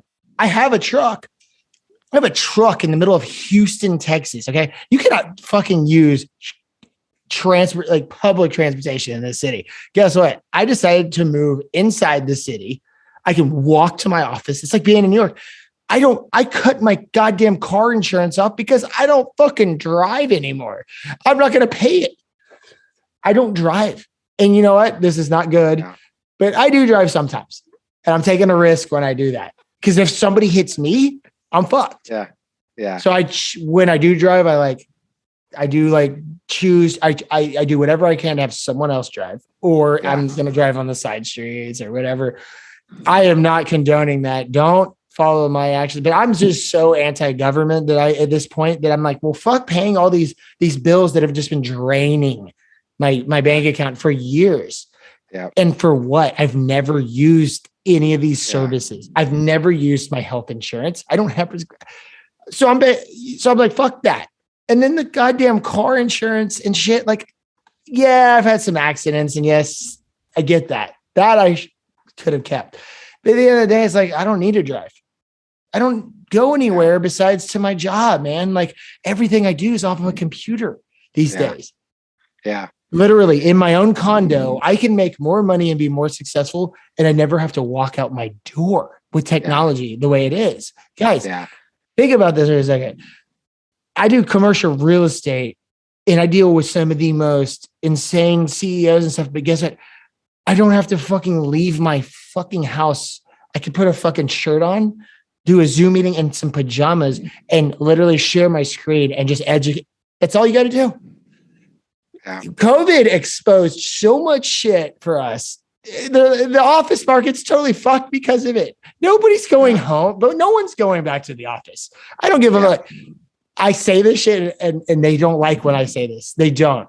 Guys, the people in the real estate community here in Houston do not want Taylor talking about the office market because I'm always ruffling the feathers because I'm like, nobody's going to go back. Why are they going to go back? Zoom killed that shit. Yeah. Zoom killed it. Nobody's going back to the office.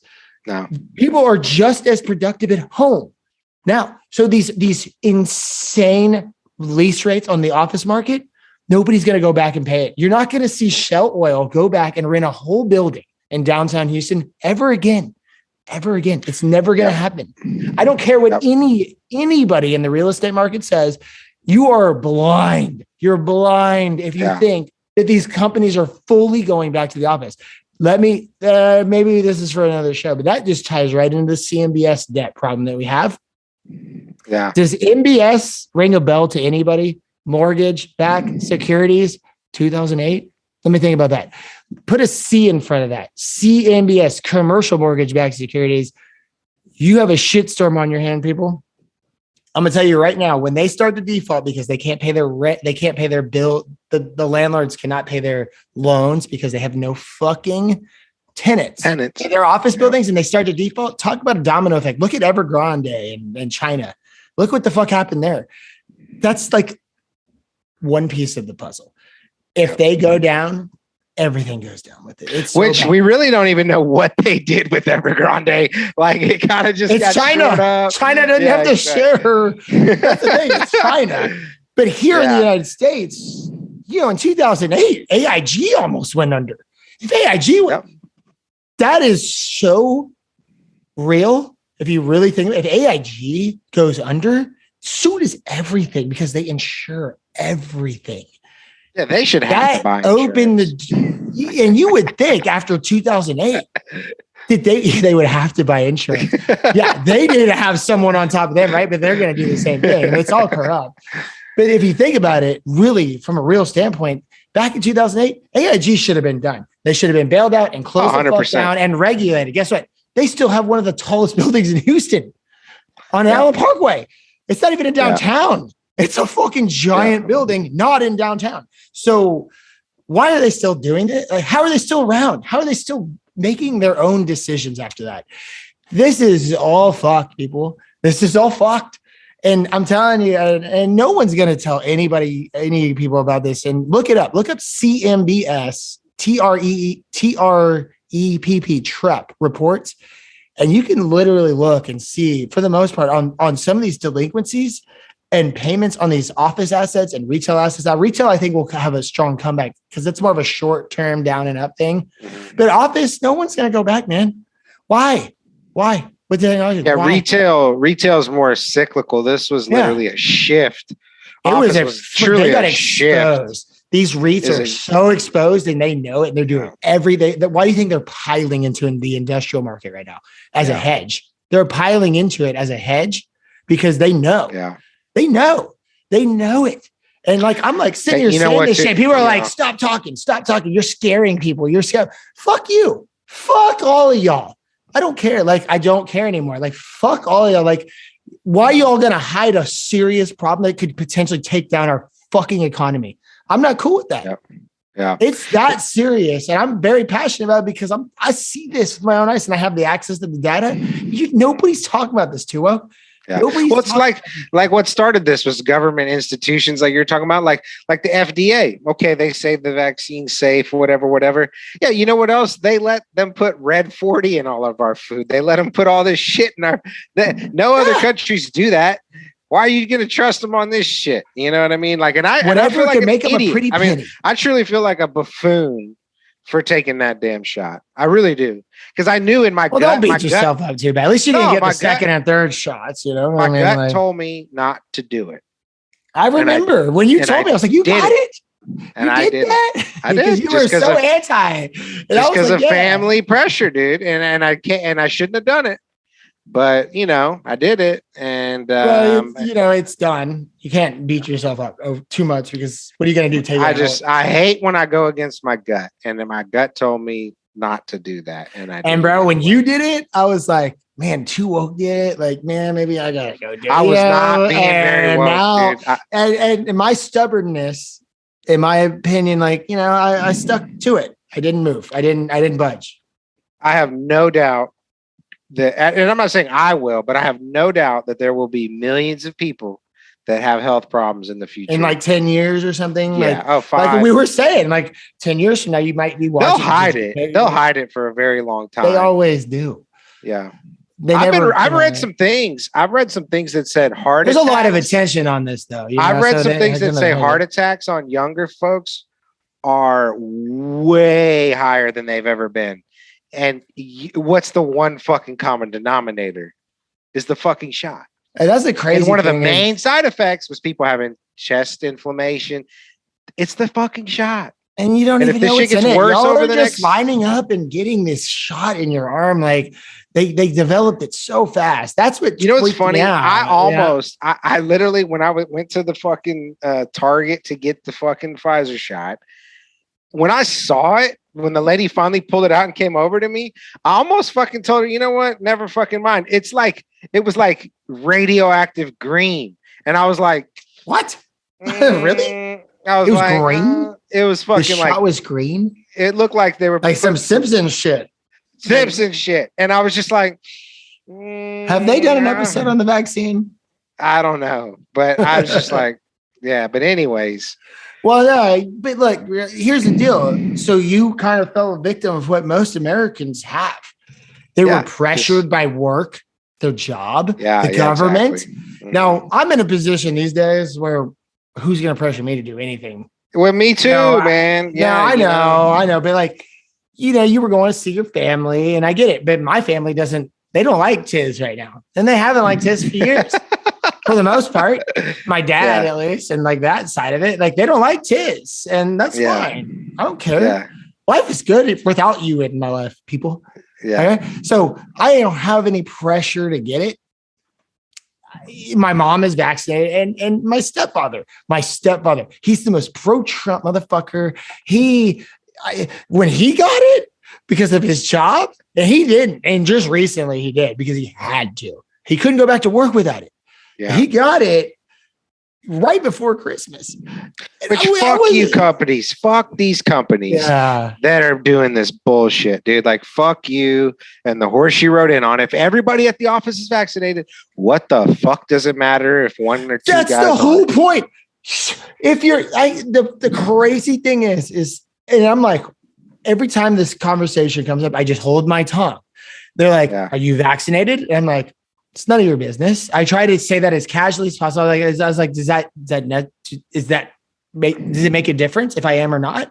They're like, well, you know, I'm like, well, let me ask you a question. Are you vaccinated? Like, yeah, I got my booster. I'm like, well, then why do you care if I am? You're protected. You can't get sick, right? Because that's the whole point. Yeah.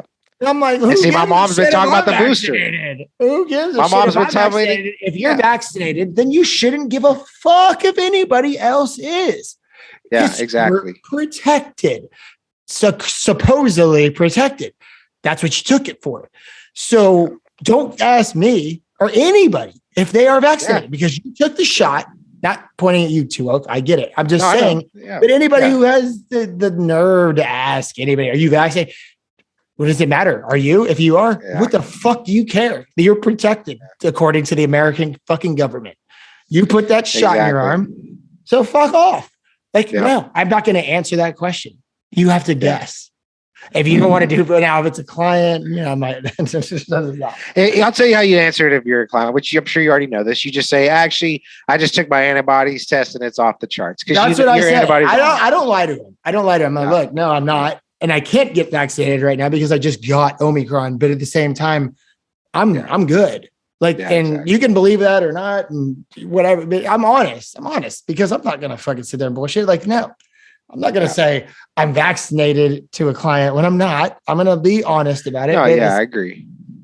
But what are you so fucking worried about? Well, That's they just why made they got it, you know? Yeah, they just made it this thing that was like basically like you're un-American. The media says it, then they're gonna buy into it, man. Because that's why I don't watch the news, people. It's just a bunch of bullshit, man. These people want. Well, it's like first of all, you don't think Pfizer and FDA. Moderna pump money into that for them to pump it up? We're gonna get the 4th booster shots coming out next week. It's like the next album. I know. The next album's dropping, fam. Like the next, like, hey, yo, this one's got Red 40 in it. Your new album dropping next week, yo. Yellow number 5, man. I got the red one, dude. Did you get the red one or you get the yellow one? They put Mountain Dew in that shit. That's what it is, yeah. Yeah, man. It's just like, man, fuck off. We just got we just ripped on fucking vaccine so hard right there. But it's true. I'm glad we talked about that because honestly, that's the truth, man. That's what's going on in the world today. Yeah. Like, look, man, like I ain't getting that shit. And you know what? Like, if I can't go to fucking Europe, so fucking be it, dude. Like, I'll figure it out. Like, you know, here's a thought for all you people out here that judge other motherfuckers for not getting the vaccine. Putin made everybody get the vaccine. He did. Just remember that. What's in that? Remember that shit. What's in that shit? You know, how do they know what's in that? Well, no, I'm just saying. Putin made everybody do it. Just like it's Putin. called fascism and motherfucking dictatorship. When you are forced to get something and inject it into your body to go on a motherfucking airplane or cross state lines, dude, that's straight up Nazi shit right there, bro. Yeah, that is anytime 1940. Yeah, Europe. Anytime people are going to say, "Show me your papers." To do just about anything. Show me your papers. That's all you need to say. Holy shit. I never thought about it like that. Show me your papers. That's some Gestapo motherfucking what was the other nickname for those pieces of shit back in the day? There was the Gestapo. They had another nickname for them. It doesn't matter. That's exactly what that is. You put it on that shit. Show me your papers. Yeah, it's Show me your papers. Just one step. That's going to be the name of this episode. Show me your papers. Yeah. Show me your fucking papers because that's so fucking right, dude. You're so right, and it's so wrong. It's so wrong for them to do this and brainwash the American people. And the American people are so susceptible to this. And that's the fucking problem. People stop watching TV. Go watch YouTube. Fucking watch YouTube. I guarantee you get a better education up and watching some YouTube videos than you will CNN or Fox. Yeah. And for me, it's always about precedent. Like, and again, neither one of us think vaccines are inherently bad, nor this one. I don't. I get my flu shot, man. Every year. Because I'm so susceptible to the flu. Isn't that crazy? I get the flu every year. I get sick. But quit taking the flu shot. That might be it. Right? Emily, my wife, the 2 years she's taking the flu shot, she got the flu. I get the flu every year. I don't get sick. Dude, don't take the flu shot. When I get sick, I get sick. Like I get it really hard. Just like Omicron. Like I got it. It was 24 hours of hell. But it was gone. That's always been me. I'll catch it and it'll go, but it's like 2 days of shit. But you know what's crazy? You're right. Maybe it is the motherfucking vaccine. Don't take that fucking shot this year and just see what happens. No, after this, I'm not going back to the doctor. Fuck it. I have no reason to. Unless I'm like sick of shit. Like, you know what I mean? Like, why? Why? Insurance. Here's one thing, like, you know, and it's just so funny how like both sides will like argue about the same shit, but they all believe the same thing. Everybody in this country will pretty much agree that our health system blows.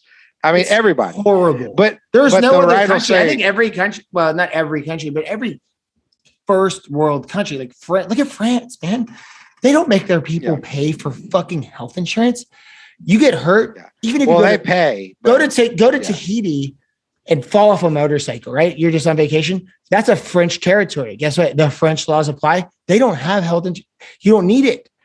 If you hurt yourself in Tahiti, which is a French colony, you are taken care of. You're fine. They're going to take care of you. What people got to realize is in America, they won't do that ever. Yeah. And see, I think can be a balance. Like, I don't mind private healthcare. What I mind is private insurance. Yeah. Like, why do we have a middleman that makes billions of dollars in the middle of you and your doctor? Okay. Like it'd be like if your car insurance company dictated what kind of car you can buy. Oh, you have Geico, so you can only buy a Ford or a Hyundai. You see, Chevy is not in network. You can buy whatever you want, but it's going to come at a premium. Yeah, see, Chevy's not in our network. Tesla's definitely not in our network. So we're, no, you're getting a Ford or a Hyundai.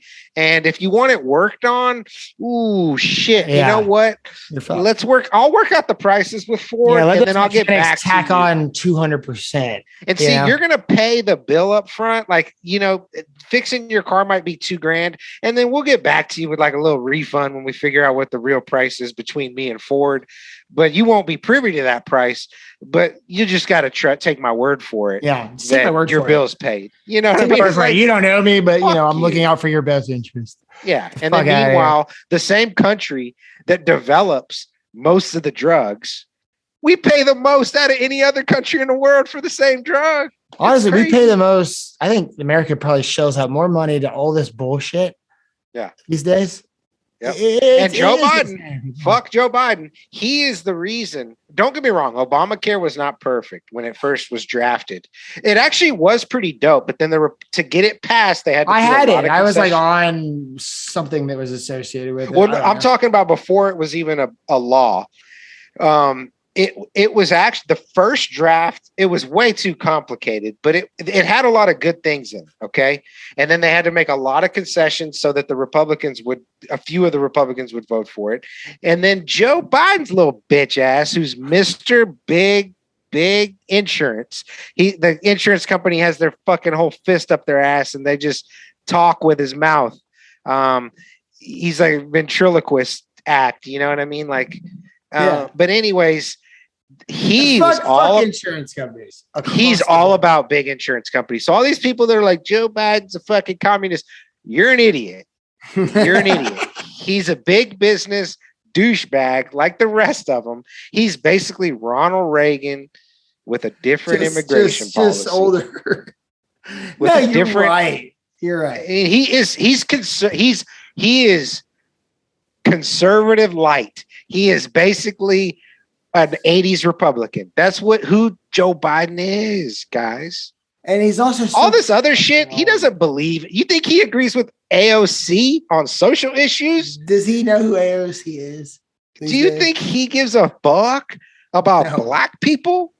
No. Do you think he gives a shit about anything progressive in the entire world? No. He just tells you what you want to hear. He's a douche. And a lot of people don't want to hear this, honestly. He thinks marijuana should be illegal. He's the reason marijuana is not being legalized as we speak. But marijuana has actually become more fucking legal recently, at least in Texas, than it ever has before. It never has. If I can go down the street and buy a little container of Delta 9 THC, which is the real deal, guys. It's not Delta 8, for $25. Literally, I can go down the street. Let me tell you one thing, and I just had this thought. The one thing that sucks that's coming from this, right? Well, a lot of things suck, but I'm saying one thing that really marijuana sucks. May have had a chance to get a little push at midterms because the Dems were not looking good, but nothing brings people together to vote for the guy in power like fucking geopolitical problems. For some reason, we just think you can't change a president while this shit's going on. Why the fuck not? Who gives a shit? Well, you saw his speech the other day.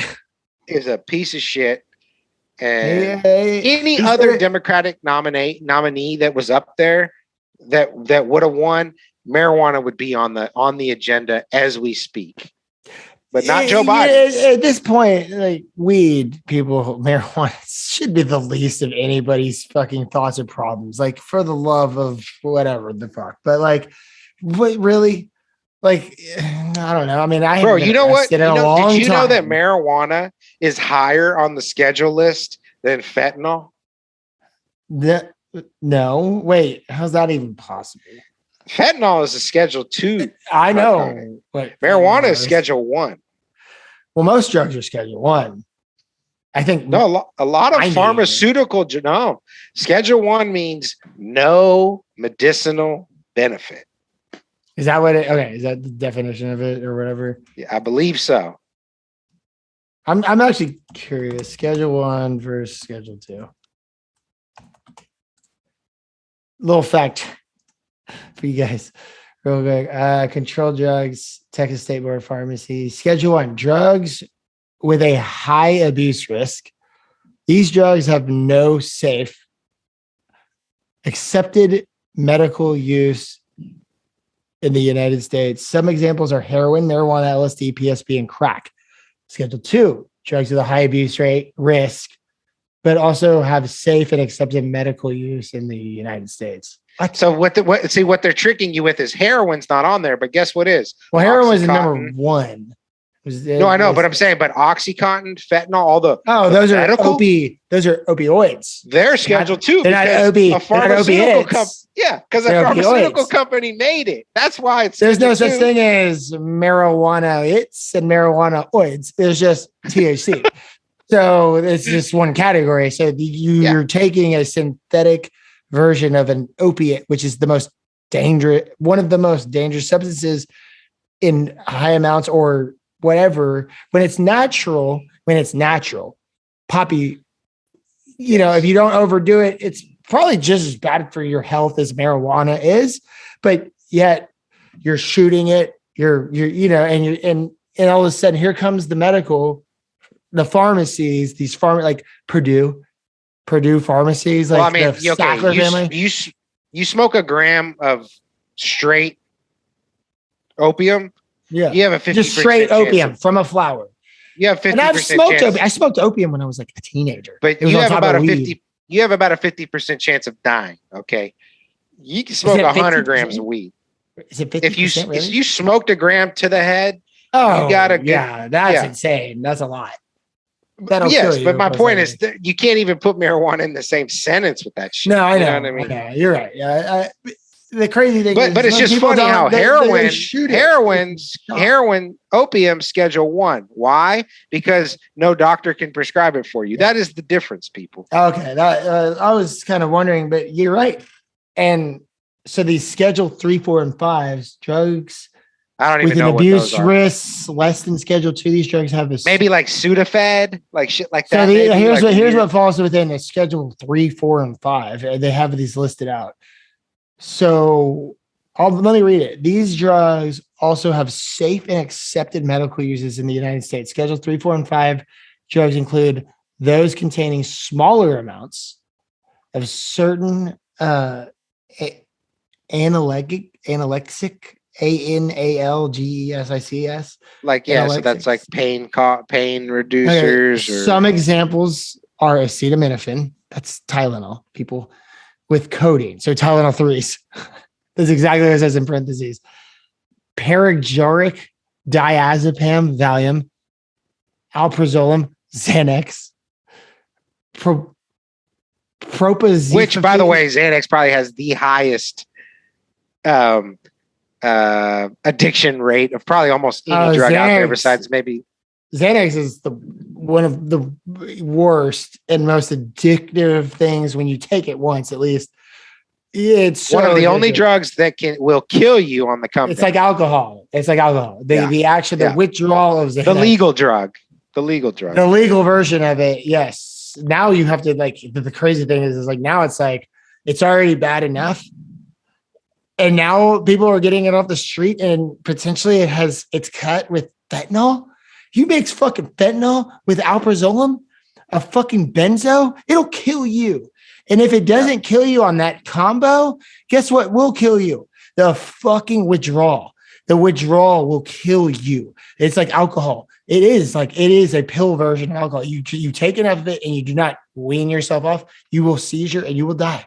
You will die. Yep. It is Grand one of the mal most seizure. deadliest things. Now you could shoot heroin, do opioids and all that shit, and you'll The feel come down will be terrible. You'll feel like Coming shit. off of Supposedly, that- I never had to witness that like that. Me neither. But the withdrawals But are bad. They will feel not like shit, kill but it you. won't kill you. But Xanax will kill you, people. Alcohol, that shit will kill you.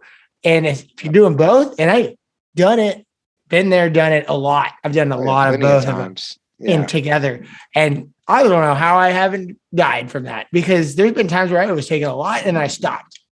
Just cold turkey stopped. Yeah. But I'm weird. My body's weird. I don't know.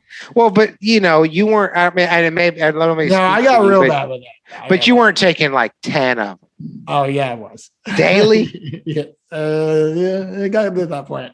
All right. Well, I mean, I was able to stop myself, but there was a point where I was taking 5 just to start the day. yeah. That's a damn. lot. All right. That's 10 Yeah. Hell milligrams. yeah. That's a ton, bro. And Think when if you took 5 stop- today. And you blackout for a week. Yeah. Give it a week. Wrecking my car. I go downstairs. It's in a ball of metal, but yet I somehow got it home. Like didn't get arrested. Yeah. That is the definition of Xanax.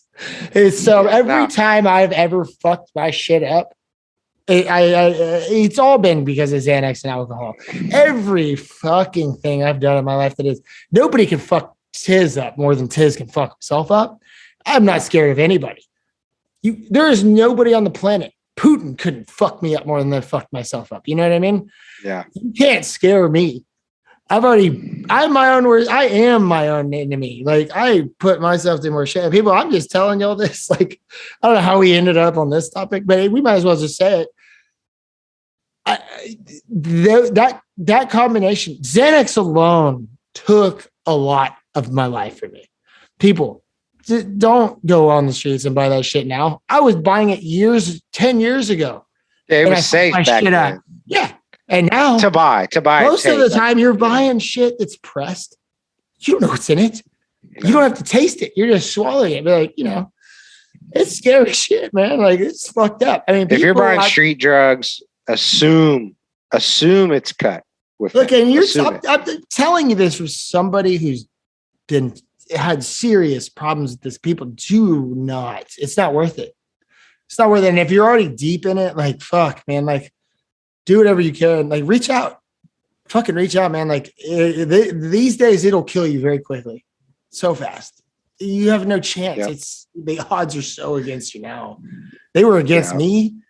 I shouldn't be here, but I am. Like people like now you really don't have a chance. We were really the last generation, maybe, and a couple years younger than us, but like that, like 5-6 years we wrote it out to the we were the last people that could buy drugs on the street, and pretty much you got what you bought. You know what I mean? Like especially like pharmaceutical shit. Yeah. There was perfect example. Look at Drink. Look at Lean. Look at what happened with that. And even if you bought a Pressy in our day, it was still the same drug. It was just they ordered the fucking drug from China in like bulk and gave it to you. But fentanyl, it's like, dude, you have to like literally be a fucking science guy to mix it properly. It's like so potent. And these people are not scientist people. Like you got to realize they're just taking it and like just dashing it in a batch and mixing it. They're not measuring the shit. They don't know. No. And this is all for profit. It's all for profit. That's the problem. Technology and money, you bring them together like this, people are going to cut corners. Yeah. And people are going to die, but nobody cares because money. Obviously we know what we know now. I do like to think that if I was young today, I probably wouldn't take drugs like I did when I was younger, unless I literally saw it come out of like a pill bottle from the pharmacy. Like if you don't have a point though, we're more educated now because of this shit. You have a point. But back then in 2002, 2003, when we were in high school, we bought what we got. Yeah. What kind of like research could we have done? We were just like bars. Yeah, like that's what you knew about. So you didn't know. But I'm saying, like today as a teen, I think with the information, I would have probably thought, I don't think I'm going to fuck with those because I don't know what's in it. Yeah. No, I like to know what I'm taking. I'd take some shit, back in the day, but I knew what was in it. Like, if you don't know what's in it, like, you got to be stupid to take that shit. And that's the Like, beauty you really about do. weed. You can't That's really cut weed. it. You can't cut That's- weed. You know, No. I mean, you Go back to weed. Yeah, It you should can't be- really cut weed. Weed is weed, and it's weed. You can smoke it, and you're gonna get a little high and goofy and laugh and whatever. It's harmless. It's fucking harmless. No one dies from weed. That's why I hate these people. Joe who fucking Biden talk about acted like if weed. Joe Biden acted like if Donald Trump won the presidency, it was the end of America. And his geezer ass wouldn't even talk about legalizing weed to ensure his place as president. So remember that. Why do you think that is? Is that because he's so or is that because of anti-weed, the way dude. Air America is, though?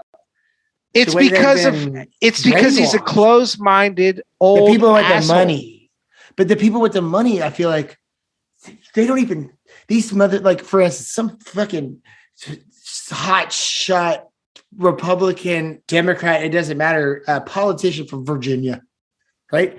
They're going to sit there and run for office or whatever they're running for. But at the end of the day, they're just saying, fuck weed and fuck these abortions and all this shit because that's what they feel like the American people want to hear to get them in office. I don't know, man. Like, it's fucked up. Do they really believe that? The weed doesn't fit that narrative, but the abortion does. I mean, the abortion. Yeah, I threw abortion in there for the fuck of it. 75% of, I'd say like a big portion of Republican voters, not anymore, but 10 years ago when it was like kind of the same parties that we grew up with, I'd say 80% of them voted based on abortion was like one of the top 2-3 items that they. And why is it so important to these people? What the fuck because they does it fucking matter? are judgmental. Not China. It's not China. We're overpopulated. Like, what the fuck? Because they're judgmental Christians. I mean, I'll say it. That's How does why. it affect their lives? Like, why do they care? I'll doesn't. never understand it ever. And it doesn't matter. They don't give a shit once you're born. It's been going on for so long at this point. I was like, you can't change Hey, it. what's going on in Texas anyway? Have you heard How's more it? about like what's up with this abortion thing? Like, has anybody gone to jail for taking somebody to it? Like, because I know they put the bounty thing on there. Like, have you heard any? I have not heard anything about abortions in quite some time at this point, and I'm glad you actually said that. Like, Well, is because there they just anything fucking. updated on this? Well, they just made it illegal in Texas to take someone to an abortion clinic. No, I period. know that, and we talked And about then- this on another show. Remember, I was like, Yeah. "This affects yeah, me. that was awesome. This affects me. Yeah. Like, it actually affects me. I can feel that because I've been in that Yeah. situation before." And you're like, "Wait, what?" I was like, "Oh no!" I was like, "Here we go." Now you somehow you compared it to like cattle or something crazy. I like that. did. Oh god, it's on the episode. Yeah. Yeah. No. I'm not gonna say it. That was something I'm not gonna listen to. But it was but yeah, no, You I mean, it's compared just it to cattle. Oh, that just sounds horrible. Yeah. but it's like mind your fucking business, people. If somebody It's wants so to smoke fucked crack, up. mind your business. You know what? Most people who smoke crack don't really harm anybody else for the most part. There are some crazy ones. The only time they harm people is when they can't afford more crack and they go steal it.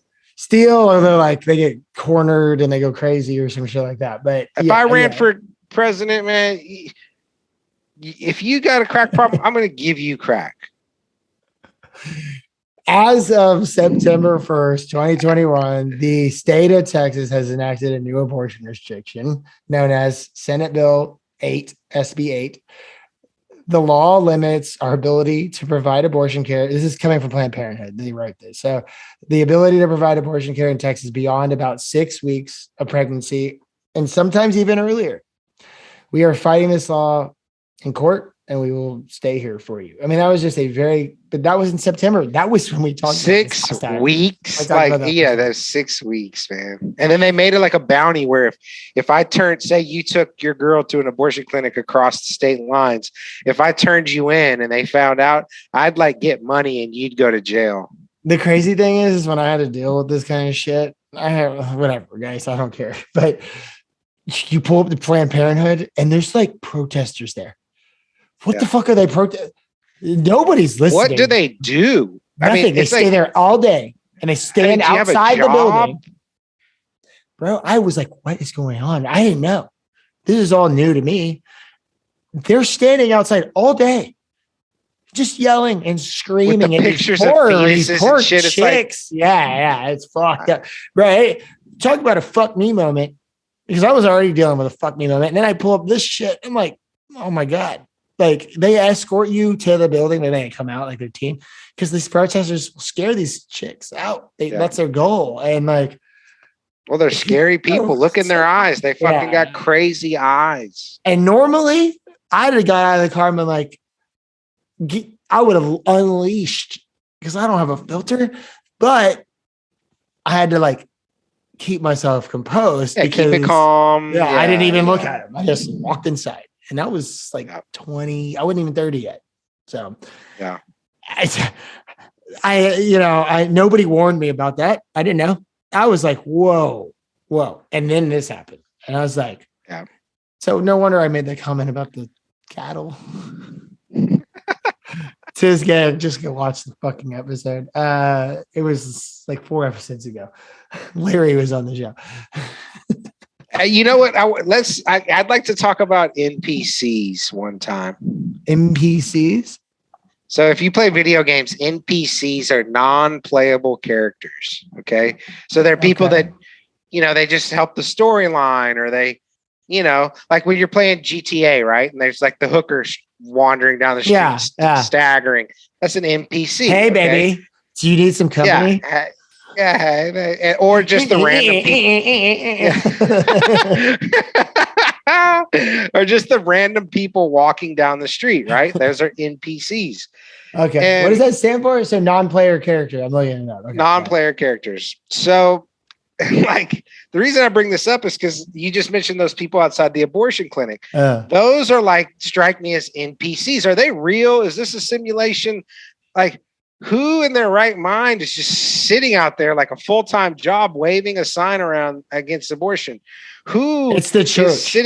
Who's sitting behind Joe Biden or Hillary Clinton in the background, waving a sign? I'm with her.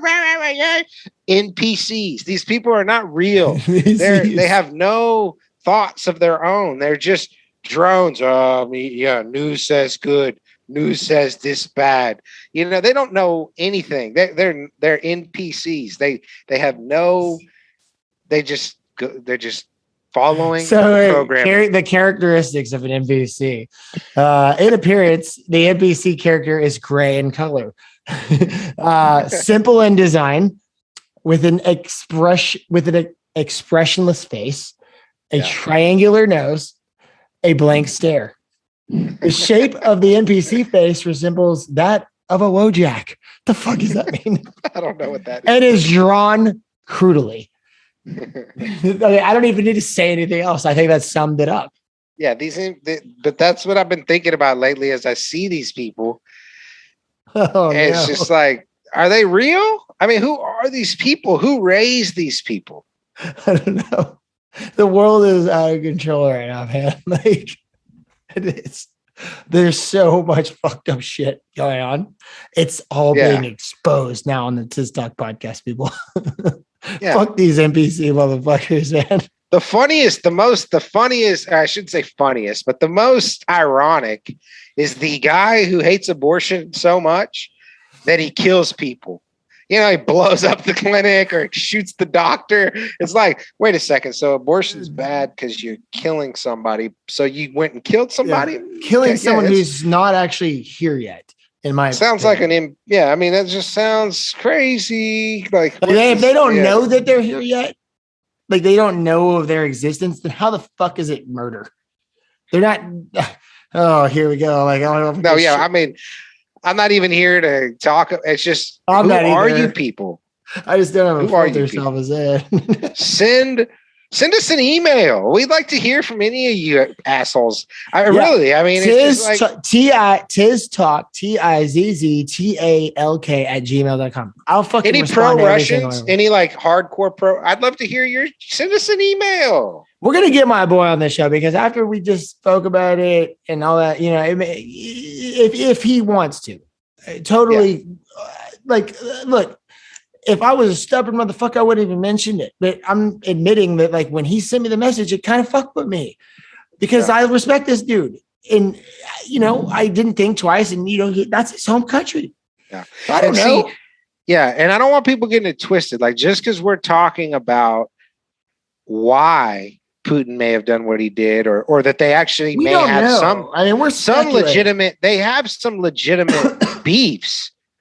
We're not saying that what he did is right at all. Like what he's doing in Ukraine is fucked up. Like it's bad. It's You horrible, don't go to man. war. People are dying. People are with losing civilians. You're blowing up. Civilians are dying from a fucking this. missile just ripped into a fucking An apartment building. Like it's not cool. Nothing's right about that. That's not what we're saying. But we would like to understand more about the conflict. Why did Putin? What has he been doing to maybe prevent it? What is he doing to egg it on? Like we just want to know all the angles, and it's that's hard the to problem, find. man. Is the media it's just they've taken the center stage at this like they normally do, and the problem is when they take the center stage, it's super hard for a normal person, American or not, to get the information, and a lot of people don't have they have the resources to an extent, but like these days, a lot of people have it and they just don't know where to look. And you know what's funny is we're in the day of where me and you or anybody else for that matter could get online. Yeah. And we can start our own news channel here and talk, and like this is CNN. This is what they look do. Up anything they want. They can look up anything they want, right? All of us can.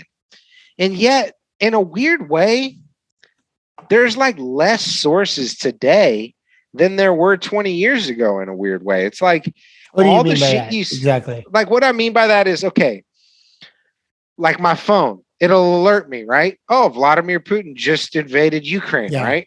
It's like when Kobe Bryant died, everybody's phone went the fuck off. It was like 3 seconds and the whole world knew Kobe Bryant had just passed away. Exactly. And so it's like we have more information, yet we all look at the same information. And it's like, we know less. Even is there a term for that? Over-informed, or I mean, I don't know. Is that it's like thing? We know? I don't know, but it's like what's I mean, these days you don't even like back in the 90s. That wasn't that long ago. Yeah, the 90s. We lived through the 90s. You wanted news? You went to work. You came home. You turned on TV. That was you're gonna get your news or the newspaper. The newspaper. Do y'all even know what a newspaper is? I mean, when was the last time anybody picked up a fucking newspaper? So what I'm getting these days, your phone beeps and it's like Kobe Bryant's dead in a helicopter crash, and then but here's my point. The entire world knew that within minutes. At the same time. I was washing my car outside. I'll never forget this. I looked at my phone. Said Kobe Bryant had just played against the LeBron, and LeBron surpassed him that night for the most points played in a game. Or no, Kobe wasn't playing. He was at the game. That's what he wasn't playing. He was at the game, and he died on the helicopter crash home. I thought it was a joke. I was like, they're over it. No, it was true, but the way it happened, your phone shows it to you. It's almost like not real. Yeah, but here's my point: is not only your phone tells you, right? Then you get online, not necessarily looking for that story, right? Because you just read the story. You don't need to look at it more. Maybe you're going on to confirm it's true, but even so, so your phone tells you, let's just use that because it's a good example. Kobe Bryant died. Okay.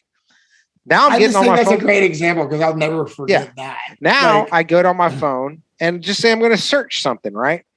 And then what's going to happen? Google's going to have the five different top 5 paid. And guess what they're all going to be about? Kobe Bryant just died. And it doesn't matter the sources. They all are going to tell you the exact same thing. They're not going to add anything else to the story.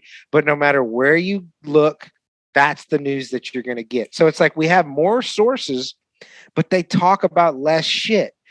They talk about the same bullshit. It's so bad. And then here's the other problem is there's like more bias. I feel like we used to have some objectivity. Now it's gotten so bad that like, say you want to find alternative news. It's like so far right or so far left that you just read between the lines without even trying. Here's the beauty of this entire thing that you're saying. Look at YouTube now. Look what we're doing right now. Me and you right now. Yeah. This moment. Mm-hmm. This is a fucking news channel, really, if you think about it, like what we're talking about. And like, this is nothing. I don't watch TV. Everything I get is on YouTube. That's how powerful this shit is. Yeah. And Ross Gerber, again, not to hype the guy up, but man, he brings up good points. He was hyping YouTube so hard. And I was like, he's so right. He's right because he's super invested with Google, and Google owns YouTube, and YouTube is the future of the people. Graham Stephan, Meet Kevin, all these guys, they're younger than us. They're 29, 30 millionaires off of YouTube, just saying what they want to say. Financial intelligence, shit that you aren't going to learn in school, people. You're going to learn how to do taxes and play the stock market in school. Go on YouTube. You could fucking make millions of dollars just by educating yourself. You can make millions off of educating yourself and then making your own channel and making it monetized. These people make $10,000 a month minimum. Some of these people have like hundreds of thousands of views.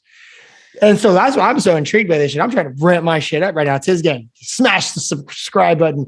Fucking hit the fucking notifications. Give me a thumbs up, like the algorithms, like fucking let's do this shit. Fuck all the media outlets. YouTube. Yeah, I hate that Google owns YouTube. I wish they had just bought it. They bought it independent. Like prime time, right? When it was like brand new, 2006. Because see, like Netflix and all this bullshit, it's just another version of the same crap. You have no choice. Shitty programming, crappy shows.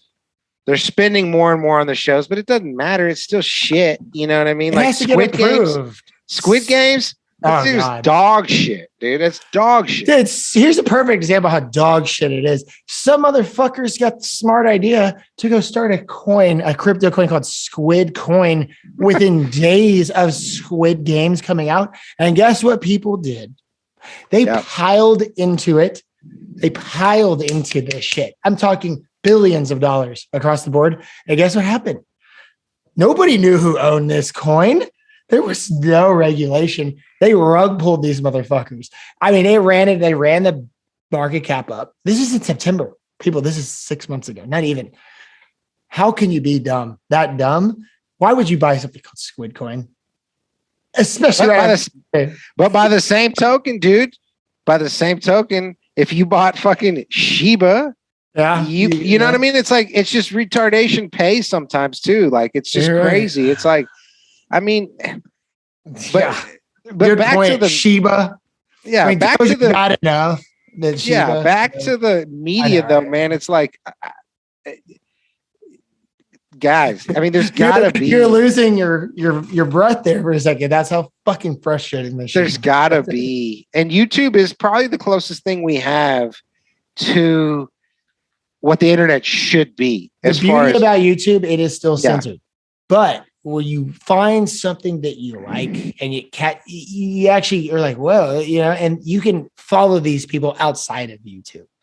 Yeah, exactly. You can follow these people outside of YouTube and continue to hear what they have to say. Because if they're saying something that's truthful and it's pissing the man upstairs off of YouTube and all this shit, Google, it's affecting their share price, whatever.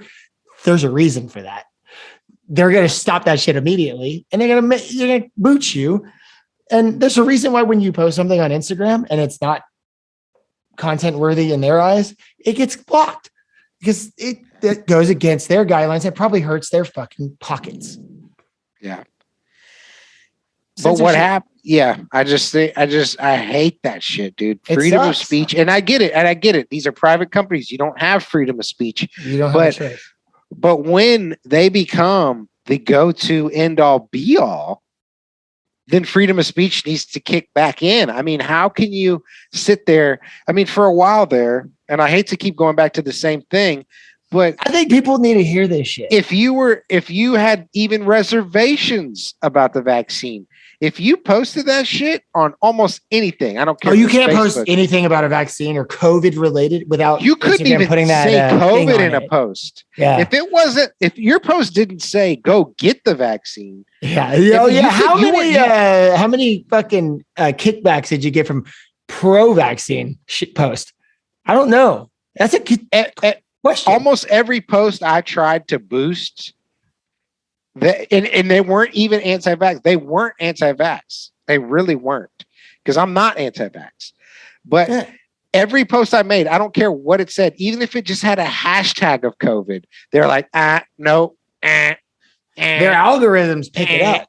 And They don't even it's have to look for it. Like, The robots. what pick is going on? And that's when it's like, follow that shit. Know what those items are, because there's a Why are they reason. suppressing it? Why? What are they hiding? And what do they give a shit about? Like, What are they hiding? Yeah, Why are they hiding stuff? They these shouldn't be Trump hiding people. anything. If you're putting These anything Trump in your people. fucking body, you shouldn't be hiding anything. Yeah. Look, if you're on a page arguing with Trump people, or you're a Trump people person arguing with Biden people, that's why you're there. You love it. You love it. You already And believe. that's a good point. Why are y'all going to sit there and waste your fucking finger strength on arguing with a robot? Yeah, exactly. Literally, it's a robot on the other It's side. an of the screen. NPC. Even if It's it's an a real NPC. person, it's a fucking non-playable It's character. an NPC, man. It really is. And I know people who get on Facebook, they don't text. Everything they do, they fucking argue with each other on Facebook. It's like, you do realize when you do that, everybody can see your fucking comments. It's all for public. Yep. Are y'all fucking crazy? This is way before the pandemic. Like, I'm like, I was so anti fucking Facebook because I was like, why would I ever? Because me not having a filter, going on Facebook and going on a rant is trouble. Yeah, it's enough trouble for me to do it on a text message because it's writing, but people are out there like putting it all out there on fucking Facebook. Right? Like, get the fuck out. People, what the fuck? Are you that dumb? Like, these people are watching everything that you said. They are documenting all of it. Everything. It's so fucked, dude. It's so fucked up. My fucking family, the people that I don't get along with, is Cheeks. She loves to get on Facebook and I can see this shit. I'm not even friends with her on Facebook anymore. I can see everything because it's for everybody. And people don't even worry about what I'm talking about. I'm just, that's it. Never mind. And we gotta quit. We gotta quit caving in to these NPCs. The people bitching about NPCs. This is all these people bitching about the motherfucking whatever it is, whatever they're getting offended about. They're not real people. They're fake. They may have a heartbeat. They're not real. Okay. They're fake. They're just programmed. They don't even know why they think what they think. They'll argue with you about shit that they don't even understand because one of my favorite things is right. They're right. They're right. If I'm wrong. One of my favorite things is being wrong. Because guess what? I get to think, oh shit, I didn't know that. These motherfuckers never have that thought. They're never wrong. No, they're not. Never wrong. Ever. And I'll admit that I'm wrong these days. Like, I used Putin proved me wrong 3 days ago. I told my mom, I go, he's not invading. You guys are so foolish. It's just hyperbole. You told me that, and what was my response? I don't know. I was like, I don't know what's going to happen. I can't say he will. He won't. I thought he was just bluffing to finally get us to agree, maybe to say, okay, look, Ukraine's never going to be in NATO, but you can't invade, like blah, blah, something like that. No military bases in Ukraine, like fine. Besides their own, but no foreign, fine. But no, that wasn't his plan to begin. That wasn't his plan. No. And that's the thing. And when you said it, I had no opinion. These days, I'm like, anything can happen. I've seen so much shit in the past couple of years, and even in my own life, it's like nothing will surprise me these days. Like, I have no idea, bro. Like, that's why I'm like, I don't know. The market could go up, it could go down, it could, I don't know, man. Yeah. You just never know. And no, you don't. You don't. And I've learned, me being as stubborn as I can be, I thought I knew everything. I was always right. It's always right. I'm not always right now. I have no problem admitting that. And I think that should show by me being like, my buddy who reached out, I was like, fuck. I was like, man, that sucks. That I almost feel bad. But like, at the same time, we got to get him on the show. I'm going to have to reach out. We got to get him on the show. That would be a great show. Yeah. That would be great show. For sure. I'm going to reach out to him. And let him know. We'll map that. I mean, that show will be precise. It won't be I want to get down to some real questions, written out preview, not just going with the flow. Like, we're remodeling this Tiz King. Like, this is welcome to Tiz Talk 2.0. Like, I know I've said this so many times, but I mean this now. I spent all weekend rebranding my own self on social media. I took Chuck Tiz down. He's gone. It's Taylor. If I can say my last name on the show, but y'all can figure it out. My name is Taylor, and I'll leave it at that. And I went to all my social media and named myself full name, last name. I'm not bullshitting anymore. I'm not bullshitting anymore. Nice, man. And this is getting rebranded too. Tiz Talk is here to stay for sure. That is 100%. It's just getting rebranded. We're sitting on Homer's couch.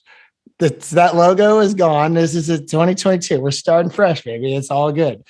But I know we've been running for some time. While I'm gonna do that, I'm gonna share my screen. I want to illustrate what happened in the market on the charts real quick. Right. Yeah. And I know that you were sitting side by side with me watching all this. So you can sit here. You see my screen? Uh-huh. All right. So people, this is Weeble. This is SPY. And you know what I found out you could do with Zoom? People were doing this off Zoom. We're not in the same state, but even though we're sitting on the same couch, you can annotate. And so you see that? On Nice. Zoom, I can do that, right? So I can clear it. So That's what dope. I want to show you people is this is SPY. That's about what the volatility's been looking like. It has, right? I was going to say that's kind of what the market's been like anyway. So it's not so off par. Good call. So check this out. Before I start going into definitions, can you see my mouse? Yeah. Okay. I don't know.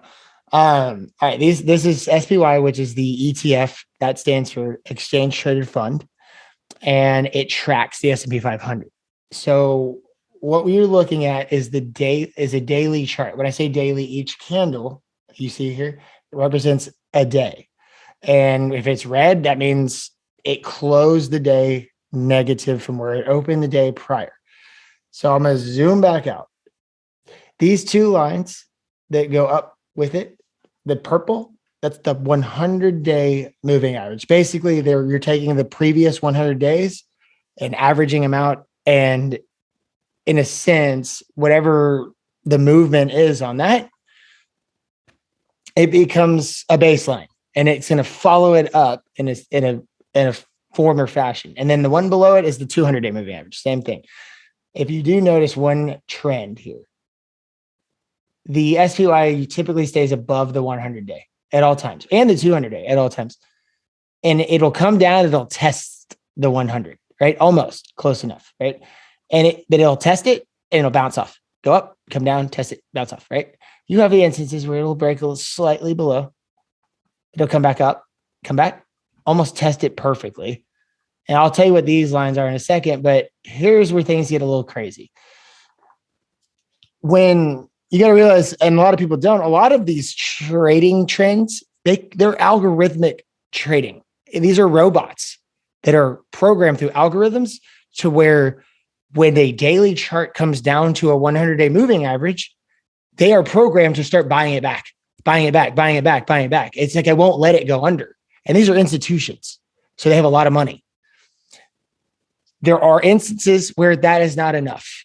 It's just not enough. You have enough people that are panic selling, whatever. So then it comes below it. Okay. When it breaks below the 100-day moving average and it stays below it, it's kind of like, oh shit, but it's more normal to see that. And I can show you back in time. But when you see a daily candle of the SPY break clearly below a 200-day moving average and it stays below it and it has trouble staying above it and it comes back down. But look at this. This is shining. I don't even need to draw anything. The lines do it themselves. It broke through violently. We're talking 8 days of red. It stuck down there and it tried to recover. It came up. Guess what? It hit the 100-day moving average on the bottom side. Bounced down. Came back up. Bounced down. That's called a double top. Double top is a very bearish signal. Double tops are probably one of the biggest bearish signals. Bearish meaning downside. Things are rotating in a downwards manner. Double tops are one of the biggest bearish signals on an intraday basis. It doesn't matter. If something tests something, comes down and tests it again from a technical analysis standpoint, typically it goes down. And what do you see happen here? Boom, test, consolidation. Boom, test, couldn't clear it, came down, and guess what? It did break below that previous low. It sat down there. It actually went all the way to 410. People, first of all, SPY shouldn't be this high. QQQ, it's so pumped right now. And that's what we're seeing. And I think the last 2 days in the market, if anybody was paying attention, you saw insane upside back. Why is that? Well, let's go back in time real quick because I was a little confused myself. I was holding puts. I got burned on this play. Burned, man. Like I should have known, but it doesn't matter. It's all part of the game. Here's the deal. Let's go back to 2018. This is when the Feds did the most recent rate hike. The repo, what do they call it? The repo, whatever the fuck. Here's the deal. So it's not as violent down as it is, but look, when things come down, break behind the 200-day moving average, you're going to see some fighting back no matter what. It's not just going to shoot down to zero. It's the SPY. So you're going to see fighting. And so, yeah, you're going to see a week of green, maybe a week. This week could be green too. I don't know. But at the end of the day, this shit slid down to 233 from almost 300. I mean, we're talking, what is that? What is that? That's 233 divided by 300. That's 30. That's 25%. At least let's just call it 25%. That's huge. This isn't just some equity, people. This is not Apple. It's Apple's involved. This is the market, the entire market for the most part, that's sliding down 25% in a period of what? What is this? Like fucking October of 2018 to not even January of 2019, a month, maybe 6 weeks, you lose 25%. Where are we at right now, Toowoketogobroke? I think we were like negative 15% at one point. 15-ish, yeah.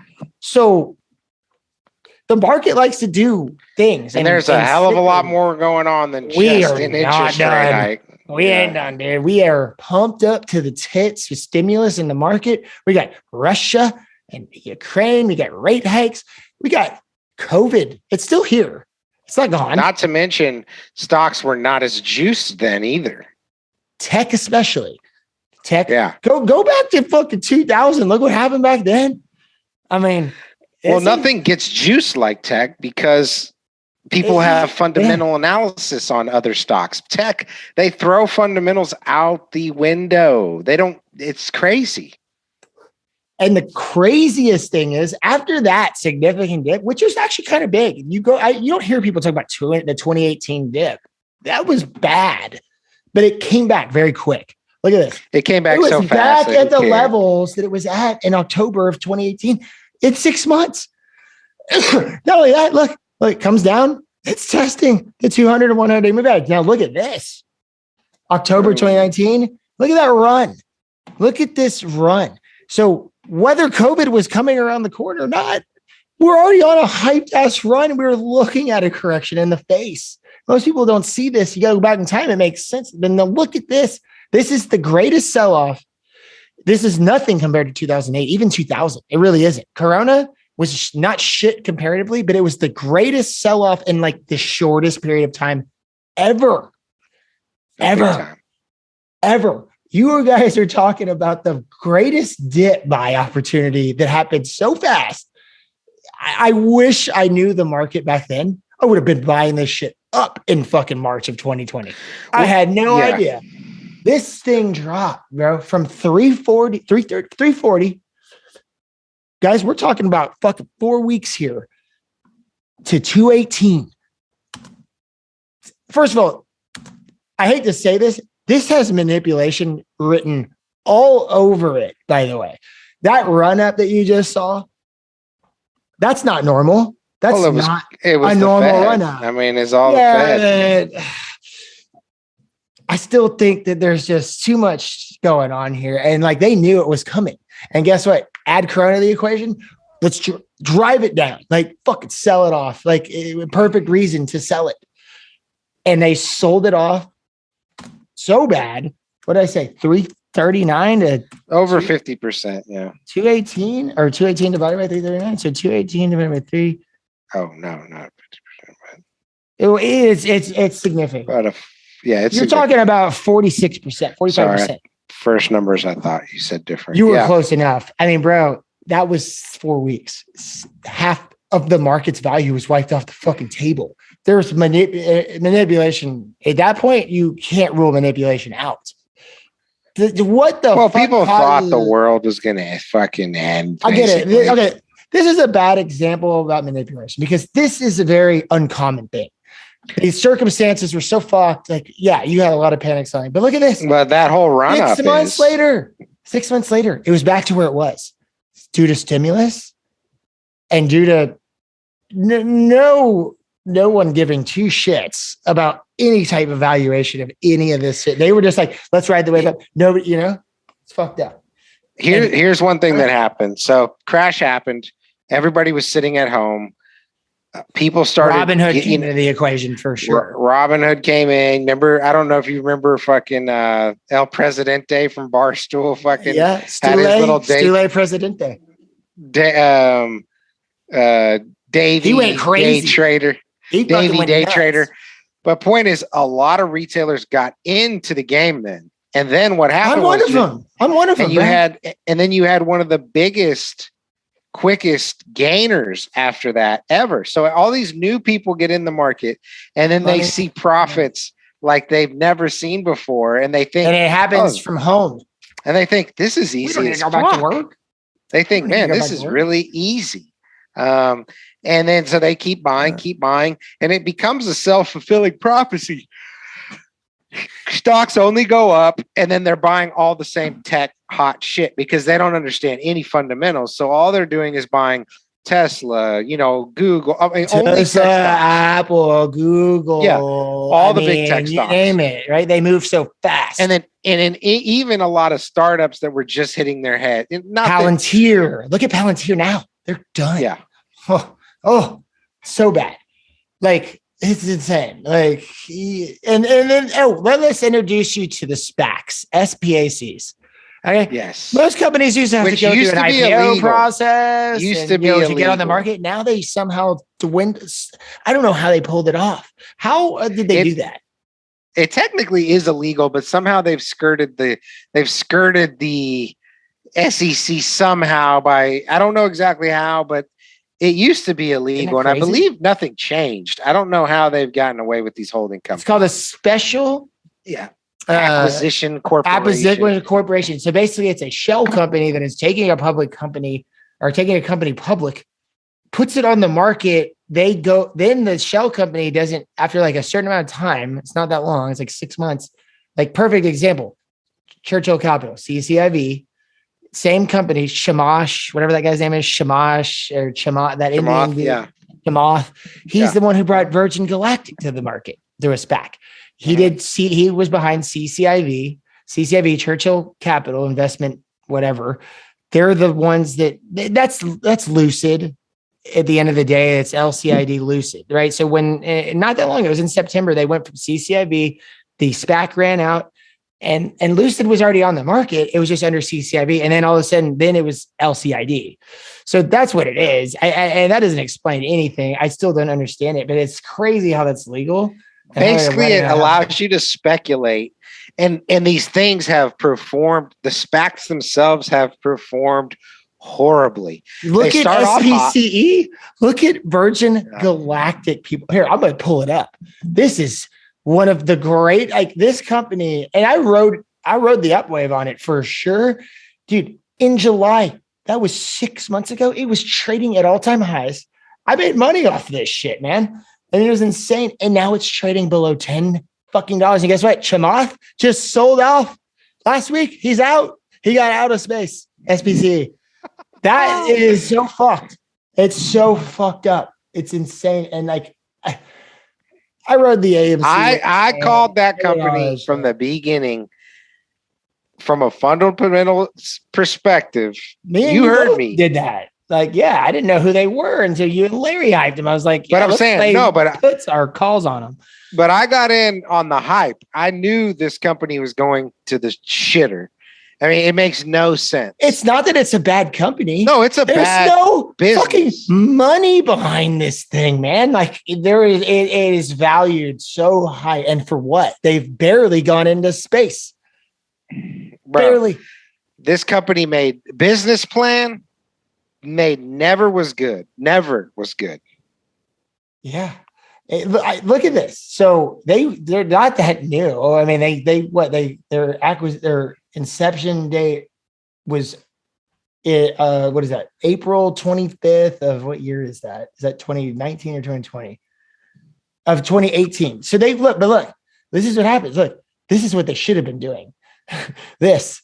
What is this? You see how violent that is? That's like the AMC short squeeze, bro. It went from like $6 to 42 in so November of 2019. It hits $42 in February, 3 months later. Short squeeze, manipulated shit. Then it comes crashing down. And then Wall Street Bets got their hands back on it, and it did like a fucking double squeeze here. And now it has broken below this serious level where it was at before all this shit. Now it's below that. That's what happens. That's called being very unsustainable. And that's why the market is doing what it's doing now. This should not shock anybody. None of this should shock anybody. This is one of hundreds. And this is actually the smaller side of things. This is the smaller side of things. Yeah, it is. And that's why we played calls. That's why we played the long side, was because it was. I wrote it up from like right here too. The crazy thing was I got into it on calls like right here. Like, okay, not right. No, this is when Larry got into it, right? And it came up. I got into it like right here. And I wrote it up to the moon, dude. Like to the moon. I was holding contracts on this bitch. They were worthless. I woke up the next day and it's like 50% up in pre-market on the day of my contract expiring. I was like doing backflips, bro. Like, you know what I mean? I rode that wave back down, by the way. I did. I rode it back down, and guess what happened again? This bitch went back to the moon again. It went back up, and I was holding contracts again. That shows you how degenerate I am at gambling, people. Like, if I didn't learn my lesson on the wave one, like I did it again and I rode that bitch back up. Yeah. It's insanity, people. But that right here should really tell you, if this is small peanuts in the tech game that's driving the NASDAQ and the QQQs. And 7 billion was like 7 billion might as well have been a startup. The only one that really honestly makes sense, there's three: Microsoft, Apple, Tesla. They can hold their weight. They're trillion-dollar companies. Tesla's insane. I get that. And I don't know, Amazon, I don't know. But regardless, what I'm getting at is they're all overvalued, but they have room to. I think Apple is fairly valued. I mean, I think it's a little high, but it's fairly valued. But Tesla's like the only company you can ever justify, in my opinion. It's going to be like that 100x PE ratio that can hold its weight. Tesla is the Bitcoin of the stock market. It is. It's like, yeah, it's to the moon. And me and you always want to buy puts on it, but I can't pull the trigger on that shit. People agree that it's cool, but nobody can tell you why what value it should actually be at. Nobody. Yeah. And it's hard to tell with Tesla. Here's the crazy thing about Tesla. Imagine how many people bought puts on the very run up on Friday. And then guess what happens, people? You buy puts on a Friday on Tesla. And then this Ukraine shit happens. And guess what? Elon decides to give Ukraine the Neuralink thing or the Starlink. Tesla's going to go to the moon tomorrow. Y'all are going to get killed. This is why you don't buy options. I don't know. I have no idea. It could go down to fucking 500 or it could go to 1,000 again. It wouldn't shock me. It's Tesla. Yeah, no, nothing would shock me. It's fucking Tesla. Tesla could literally move 300 points in a day and it's not going to shock anybody. Yeah. But anyways, I think SBC is a good example to show you of like, look at that volatility. Look at the pumps and dumps, man. Like, It's yeah. That goes with all these other companies, man. Like there's no wonder the market is it's finally, hey, like this shit's all overvalued. Like, these companies are not worth this much. There's no way these companies are worth these hundreds of billions of market cap. And so if the market makers are starting to realize it, it makes sense to see these sell-offs start to happen. And guess what? Yeah, which you hadn't mentioned that Kevin had reported that supposedly retail is what pushed the market up on Friday. Not oh man, I'm market so makers. glad you brought that up, dude. Thank you. Go ahead. I'll let you go ahead and speak about it. But when he says Kevin, he's talking about Meet Kevin. He's a YouTube guy. Probably a lot of you guys know who he is, but if you don't, look him up. Meet Kevin at Meet Kevin. He is 30 years old. Almost won $50 million. He almost won the governor. Took the governor recently, 6 months ago. Not even. He was actually up for a little while. He was this close, man. He almost put Gavin, whatever. What's his name? Gavin Newsom out of office. This dude's 30. His YouTube following and what he's done for people, all he does is go on YouTube and he just tries to financially educate people who don't get this kind of education in school because they don't teach about it. He's a real common sense dude, man. He is. He's a good guy. So look up Meet Kevin if you guys don't know who he is. And I watch him every day. Everything he posts, I watch it. He educates me. He's younger than me. He educates me. And he's opened the door. He introduced me to Ross Gerber. I think I thought that guy is insanely intelligent. He might be a little extreme, but he's intelligent. And all we're saying is, well, I mean, obviously he's going to be biased. He's freaking Ukraine.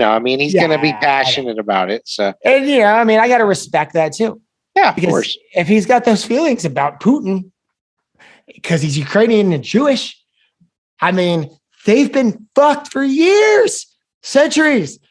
Putin. Yeah. So, I saw the rage and I was just like, man, this is fucked up. But at the end of the day, I think that I could go over the market all day and just sit there and chart shit for y'all. But at the same time, I think that painted the picture. SPC, perfect example. Look at that volatility. Yeah. So apply that to everything else that's going on in the market. And that's what you're seeing right now across the board. Yeah. Look at blue chips. Fucking buy shit that is going to a company, mind you, SPC that said a space flight was going to cost like 200.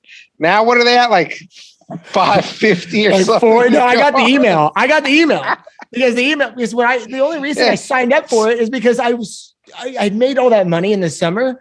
And I was so hyped, and they were just releasing it. So I signed up for it. I didn't pay anything, but I put my name on the list to go to space at Virgin Galactic. Guess what? I just got the email the other day. It's like, if you want to reserve your spot, you have to put $200,000 down now for no Which used to be the price. The full price. And then when it's time, it's like 500 all in, 500,000. Yeah. And I was like, delete. Like, I ain't going on this motherfucker. Like, no, like I was going to pay. I can't afford it anyway. But at the end of the day, I signed up for it. And everybody got the emails. I got it because I signed up in July for it and I got it. And I was like, it just doubled in price. Yeah. They said $200,000 was the cost to go to space and they doubled it, tripled it almost. Yeah. 2.5. Double and a quarter. Yeah. It's just retarded.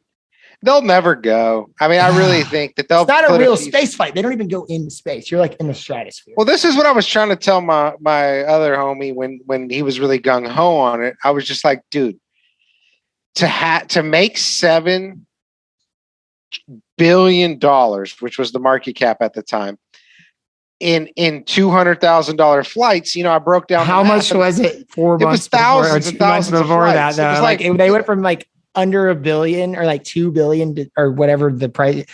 It took 2 months for them to go from that to that. And my point to them was, how many people can afford a $200? Now it's a $450,000 flight. How many people can afford to go on a $250,000 flight? How many in the entire world? Not even if I could afford it, I wouldn't do it. Yeah. And then of those people who can afford a $250,000 flight that lasts 2 minutes, how many of them want to go? Their life's good. Why are they going to go on a risky flight to space that's not even really to space, first of all? And then secondly, it's not even a private flight. You're flying with 6 other people in a cabin, you know. I mean, you just in an airplane that is a little higher than it normally is. They'll be lucky if they send 1,000 people to space. Yeah, because I mean, I wouldn't pay for this. I would wait for Elon to come out with his shit and take a real fucking jet to space. Yeah. You know? And then you got to think too, that's not profit. That's just revenue. Like, it's just so mind-boggling the valuations people are putting on shit when they don't even think about what's even possible. Like, what's possible?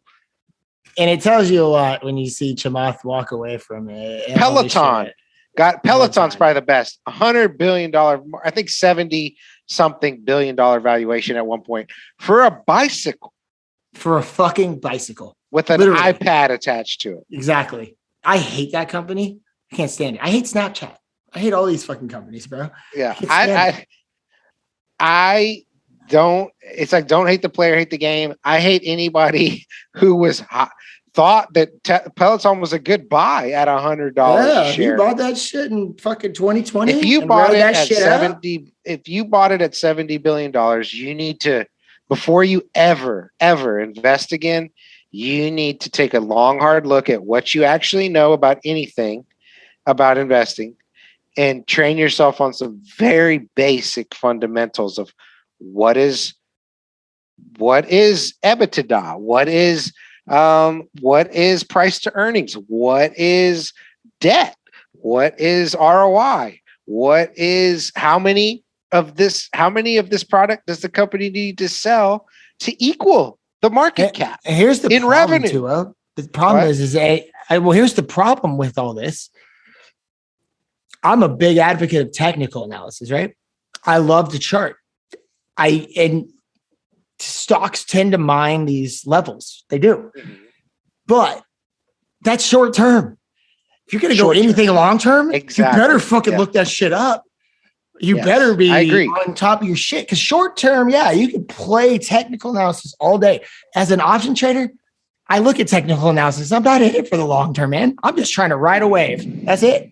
So it applies to me to use it. But if you're going to fucking look at a company and you're not going to apply the fundamentals behind it for anything beyond a week, in my opinion, the way the market is, you're crazy. You're out of your mind. And here's my thoughts, though, is like, I think most technical analysis traders would make so much more money if they factored in their plays. They'll make less plays this way because there's not going to be as many A+, B+ plays. But if you factor in technical with fundamental, right? And so if you have a fundamental idea of what a stock's doing and why, then you can see the catalysts that are coming and actually know, okay, what is this actually going to affect? Okay, maybe it's not priced in. And then if you hit your entry, you enter harder than you would have normally because you've got 2 or 3 different things going your direction. Whereas if it's just the chart, all it takes is one little news story, one little article, one little thing, and you're dead wrong, and your contract goes to zero in the blink of a fucking eye, And I think that's and I think a lot of fundamental investors, unless you're just going to buy forever, then who really cares about your entry? Unless you're buying at the height of a market. You buy at the top. But who cares if you save 2-3% on a long-term investment? Like, listen to Warren Buffett and Charlie Munger, whatever. I mean, they don't. 2-3%. They're in it for the long run. They don't play options. No, these they guys, don't give a shit. They are so against this era that's going on right now. And Charlie Munger is sitting on all the cash. He's sitting on so much cash. Do what Buffett does.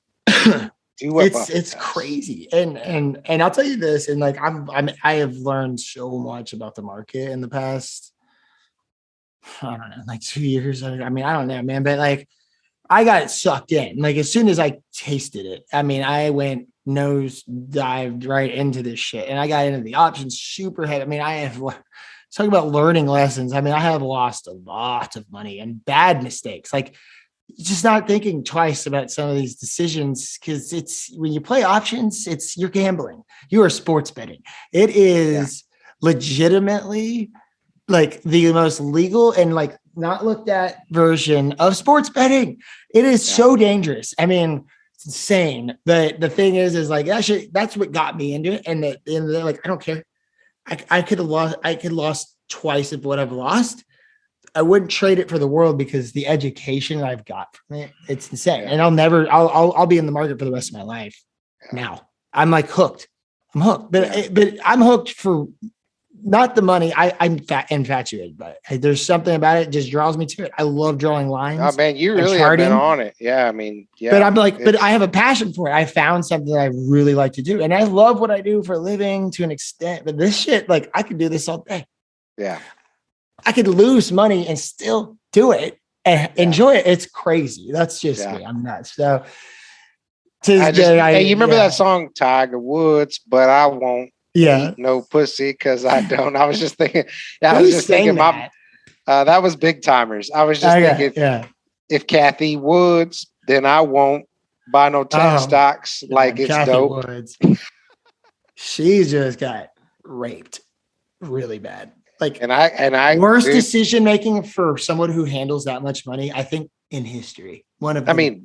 Let's just keep buying it highs and hyping it up and acting like it's just going to keep on skyrocketing. Like, I'm just going to keep scaling. I mean, the dumb bitch was talking about Tesla. No, I think Tesla should be worth 2,400. And I'm like, in what planet? I mean, where the fuck are you pulling this number out of? I mean, where are you getting it? Where? Just because you want it to happen?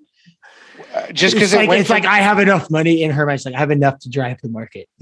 Yeah, just because it went from 50 to 1,000, now it should go to 24. Okay, based on like those days of Amazon are gone, girl. I'm surprised Amazon's still hanging. The growth is over for these companies. They're not growth stocks. She's acting like they just have all the runway in the world. The growth stage of most of these companies that people think is hot shit is past. Yeah, that's not how you're going to get rich. You're not going to get rich buying Tesla. I'm sorry to break it to a lot of you guys. You can get rich if you do options trading. Options trading. Yeah, well, option trading, you can get rich on option trading if you do it. But you are not going to get most people who do it don't know what the fuck they're doing. Yeah, and they just get lucky. Okay, you are not going to get rich buying and holding Tesla. You're not at these levels. No. And even if it doubles, that's not what's getting you rich. And if you want to make a long-term investment, unless you threw a fucking $1 million, no, you would double. Yeah. What is $1 million on top of $1 million at that point, right? Yeah, like it's not rich. Yeah, that didn't make you rich. You're not rich. So all these kids out here who are acting like, oh, you fucking lame investment, you only made 20%. First of all, 20% is very good in a year. You idiots don't realize it yet, but if they're not making 100%, it's like they think it's like a boomer investment. But here's the deal: what they don't realize is they're investing in those companies that are not going to grow at that pace. Just because they have, it's over. It's over. There was a point in time where I was like playing when I first started kind of making some money off options. I was like, it wasn't going to make me at least 100%. It was like, I'll move on to something else. Then I realized that's how you get burned very easily, very quickly. You get burned. You buy weekly options out of the money, you're not usually going to hit it. Typically, you get lucky. And if you do get lucky, you'll get really lucky. Yeah. You will. But the richest man in the world, not the richest man in the world, but one of them. The most well-respected investor, one of the richest men in the world, Warren Buffett, has averaged a whopping around 20% a year for his entire career. That's unheard of. It's insane. Most people that outperforms the S&P by what? 3 times basically. Yeah, at least 2.5. Yeah, 2.5 because 8 to 10. So yeah, just call it. If you're beating 20. The S&P, you're doing something right. If you do it by 2.5 times, you're killing it. He is the best investor in our lifetime. He's like 95.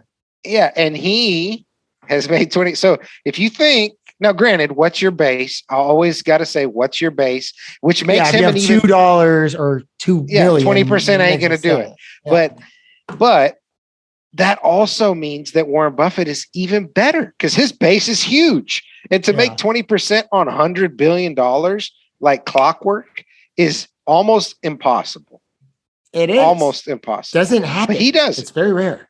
It doesn't Very rare. happen. Exactly. And now the man gets paid more off of Coca-Cola Any dividends. of these blue chips, the dividends alone pay for all of it. The original investment, in a sense. But yeah, no, right. truthfully. I love Warren Buffett. You know what he does? Shit out of him and Charlie Munger, man. Like, and you know what he does all fucking day? And he loves doing this like you like charting. He probably likes it more. He looks over financial statements, spreadsheets. He does. He goes and digs through the white papers and shit. All he looks through day balance long. sheet. That's all he gives a fuck about. And that's the thing is, people, you have access to this information. Yep. It's a publicly traded company. Look at their books. Look at their books. If you're going to lose, and it is fun looking at books. Options, and I actually like looking at books because when you see free floating cash and you see a company that's making money and stacking money and then they're taking on good debt, like that gets you excited. And then when you see another company, man, they're out of cash.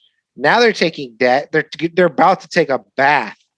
You know what I mean? And it's just like, it's interesting. Berkshire Hathaway, didn't they just like do a split or something? Like what? No, they've never split.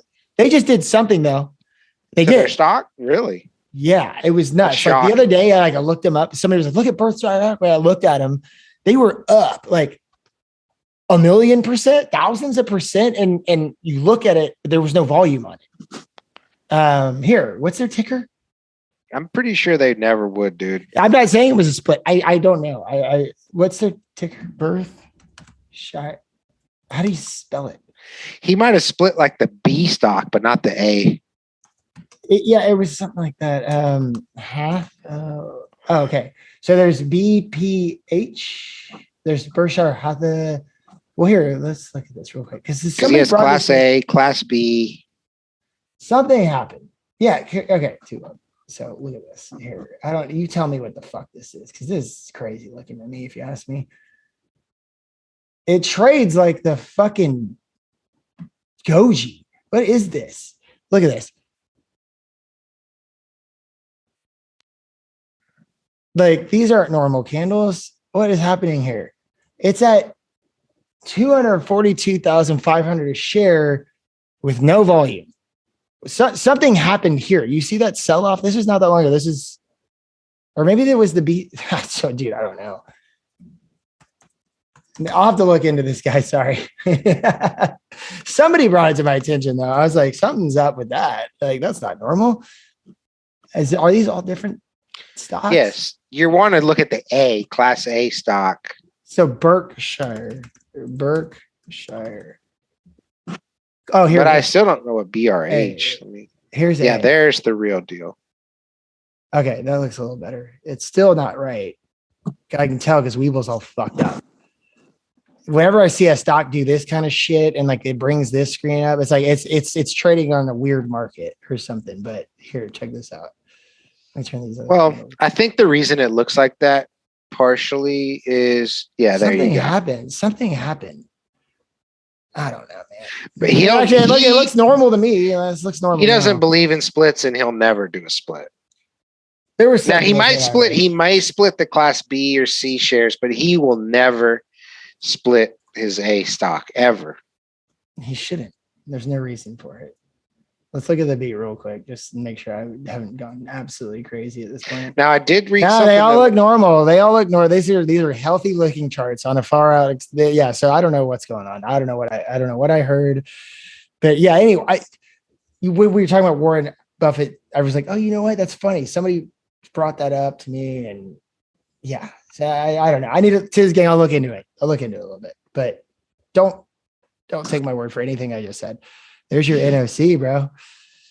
What? That's NOC. Didn't you tell me? NOC. Northrop. Is that you? Oh, Northrop Grumman. That's them on a 4-hour. That's a They good look stock. Yeah, it is. All right, Tiz gang, it's getting late. Here, real quick. Your policy grows. I fucked that up. No worries. I don't even know where we left that off. Sorry, guys.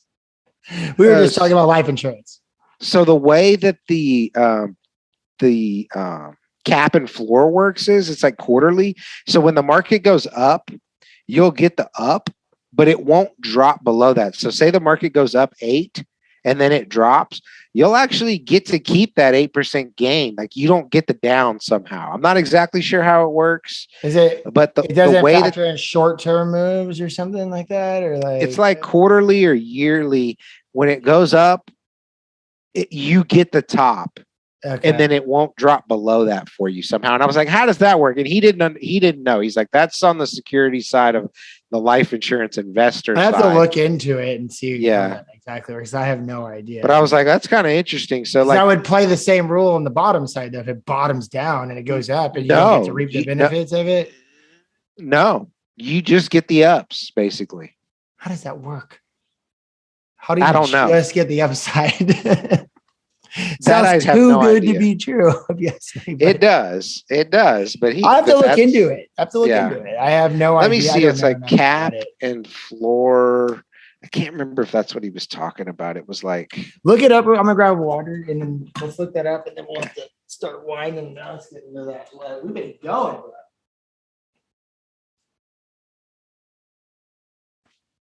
bro.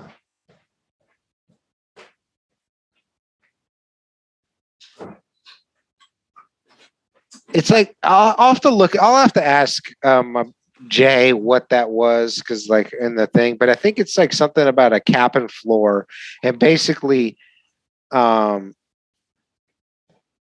it goes up, you basically get some benefit off of.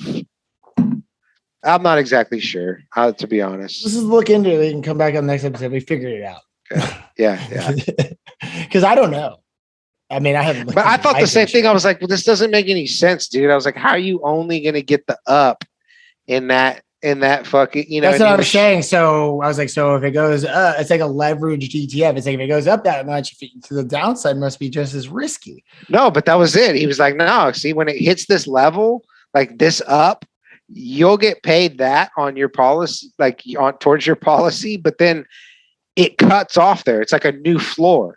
And so like when your call option or put so you only get these ups with these plateaus, and then when the next up comes, you get that new plateau. It's like it's a weird. I don't know exactly how it works, but you've struck my interest to the point where I'll look into it because like I'm like, what? Like that sounds too good. It sounds yeah. I don't know. Life insurance, people. Life insurance. That's what we're talking about. Okay, so here it is. A cap is an upper limit on the index return to the policy owner for a given period. So they will max you out. I can't remember what it was, but it was pretty high.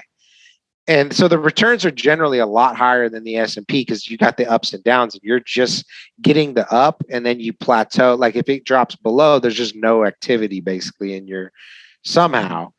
And then the floor, usually 0, is the lower limit. So you can't lose on the investment side of your life insurance policy. And that's just the money that the company has invested for your return on your life insurance. You know what I mean? So it's not I'm like you don't get to fuck with it. Like it's just automatic. You can't touch it. Yeah. So maybe that's the reason why this works is you can't touch it. It's not like an option. You can just sell it. But I still don't understand how that works. I'm like, wouldn't the company just be losing tons of fucking money every quarter? That's what I'm saying. That? I'm like, this doesn't sound like a scam. Here it is. Index. Okay, beautiful. Investopedia. Because everything indexed, you're saying, like, this has got indexed all over it. So it's indexed universal life insurance. Pros and cons. Index universal life insurance. Index universal IUL. Index, I literally type IUL. That's the first thing. Yeah. Index universal. Pros and cons.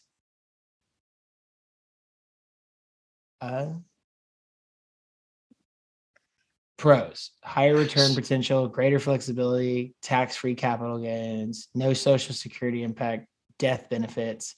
Cons: caps on returns, no guarantees, fees. That's it. Yeah. So I there's could no go into more guarantees. depth, but those are like the titles of the. So yeah, there's no guarantees. So basically, like you said, from 08 to 2000, or from 1999 to 2008, there were no fucking caps basically from when your shit was indexed, right? But if you bought it at the right time, shit, man. I mean, that shit should be going like right now. Say if you bought like right at Corona and got indexed at that time, like I mean, bottom. Yeah, like you're just crushing. You know what I mean? There is no way to go back down. So right now, you're not even sweating it. You had such a gainer over the last 2 years. Like you could have bought anything at the bottom of Corona. I don't think we'll ever see those levels again. I don't see SPY going that low. That's low. I mean, think about it. It went from, think about it though. It went to 30% of its original. So it could go to 150, 200 at some point. Where did I say it went to? Yeah. In 08? It's a 218. Yeah. In 08, that was a long time ago. I mean, that was like, they would have to drop a lot. What'd you say? It went from like 218 to like 60? So in Corona, it went from in February of 2019 or 2020. It went from it's 340 to 218 in a matter of like a month or like a month and a half. And then once it hit 218, it's been going up ever since. There's been no downside. So you got it 218, you were at 480 over double in in less than 2 years. The SPY's never moved like that before. So, but 08 was probably the worst wipeout. Probably, 08 Corona was like this.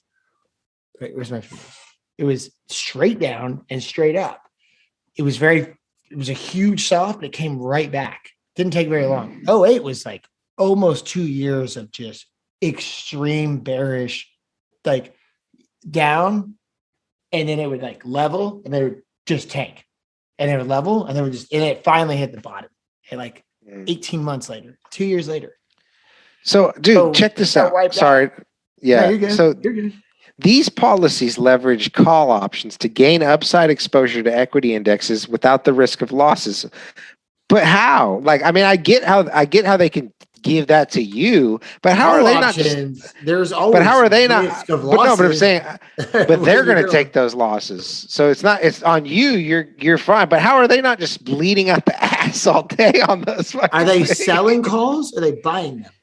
They're buying calls. Somehow they're leveraging calls. If they're buying calls, their loss is already understood. They can only lose what they pay for. Yeah, right? No, but I'm saying they're telling you you're going to get, when we hit these calls, now they're going to cap it, right? So say they make 16% and they cap you at 8%. They just kept your 8%, right? But if it goes down 20, you don't see any of that down. So they're just banking on the fact that they're going to beat your return. So that's it. So but the caps are pretty high. There's a risk for them, but the chances of that actually happening are so low. I guess. I mean, I guess that's the only reason. I mean, that's the only don't thing seem that low. Sense of all this. Well, if you think about it, how often do these policies, these plans go dip? How often does that happen? Well, that's true. And then they get to bank off of your plan anyways until you get to cash out of it. They're sitting there. I mean, it's like selling options. Like you're basically just selling these things, and they don't go down. People. But you can see how this business. You can see how these companies really suffer when the market takes a huge shit for extended periods of time. They get fucking stopped on because that's where their risk is exposed, and when they get fucking hit, they get hit hard because they're taking on significant risk that is so. Usually it's almost like so unlikely to happen. That's why they're doing this. This is starting to make a little bit more sense. There's a huge risk, but the chances of that happening, it takes an economy correction to even see these levels. And then they don't have to pay it out until you fucking die or get in a catastrophic fucking event. So, yeah, so it's almost like win-win on their end. I mean, so there's no call. There's unless a shit ton of people die at the same time, there's no call. Yeah, you're gonna have no one running up on the bank asking for the money. Yeah, investors aren't like, hey, give me my fucking 100K, dude. It's like, no, you're not dead. So I have to look into this a little bit. It sounds like life insurance is pretty cool. The tax sounds like benefits, they took something back in the day, and over time, it has turned into this criminal game of fucking crafts with these fucking insurance policies. Is what they've done. They've manipulated it. Is from everything. I don't know anything about this shit. I'm listening to you, but just like, imagine. Something's outside that. Just imagine you bought an AIG policy in 1980, okay, and then 2008 comes rolling around. The economy tanks. And the government didn't bail AIG out. Say they were Lehman Brothers and they just went belly up. Bear Stearns. How pissed would you be if you were paying into life insurance for 30 years and then the company just goes bankrupt on your ass? I feel like you had so many opportunities though at that point. Like, because if you bought them when you saved in the 80s, I mean, you went through Black Monday in the late 80s, right? And then you even went through the .com bubble. You stuck through that, which is bad. Enron was also in the middle. I'm just saying, if these companies 9/11 was in the middle of all that shit. Yeah, yeah. So if you survive that, it's like, oh, you're invincible. At that point, I mean, what the fuck else could bring it down? Oh no, wait, just wait till 2008 comes around. Yeah, the greed really came out then. I mean, yeah. So I mean, that's the thing. Yeah, I'd be pissed, but I should have been like, well, shit, I should have sold 10 years. But ago. You couldn't sell it. It's a life insurance. So that's the thing. That's I start to understand this more. You're taking a serious risk. It's most likely not going to happen, but when it does, you get totally fucked. You're locked in. You're being given guarantees of no risk, but you're stuck so long that the world's always going to have risk involved. You know what I mean? Like, so they pitch it to you as now you've seen some significant. They pitch it to you as, oh, this is a 50, 60 year investment, but it's like, well, do I trust this company to still be operating in that time? And now, granted, these companies have done very well for the most part over those times, but they almost went belly up in 2008. Would have without government intervention. Belly up. They got lucky. They went belly up, and then somebody rubbed on their belly and told them that everything's going to be all right. So it was the Buddha. Yeah, it was like, but yeah. Buddha. So that's the thing I don't like about these things is like, yeah, but you can borrow against it. Like my broker, he borrows against his life insurance all the time. I mean, that's legit. That's kind of and here's what's cool. They let you borrow against it at 1% interest. So that's pretty much fucking free, but it's your money. I mean, it is your money. It is your money. It's not their money. They're not forking it over. It's not theirs. They don't give a fuck. So it's like, hey, thanks for giving me It's like a bank. It's a bank. That's a bank. Thanks for giving me my money at 1%. It's a bank. That's a bank.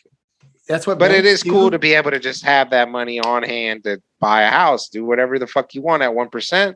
That's pretty good. How did this system was created off of whoever created life insurance was a fucking genius, you know what I mean? Right, and then somebody took that idea and corrupted it.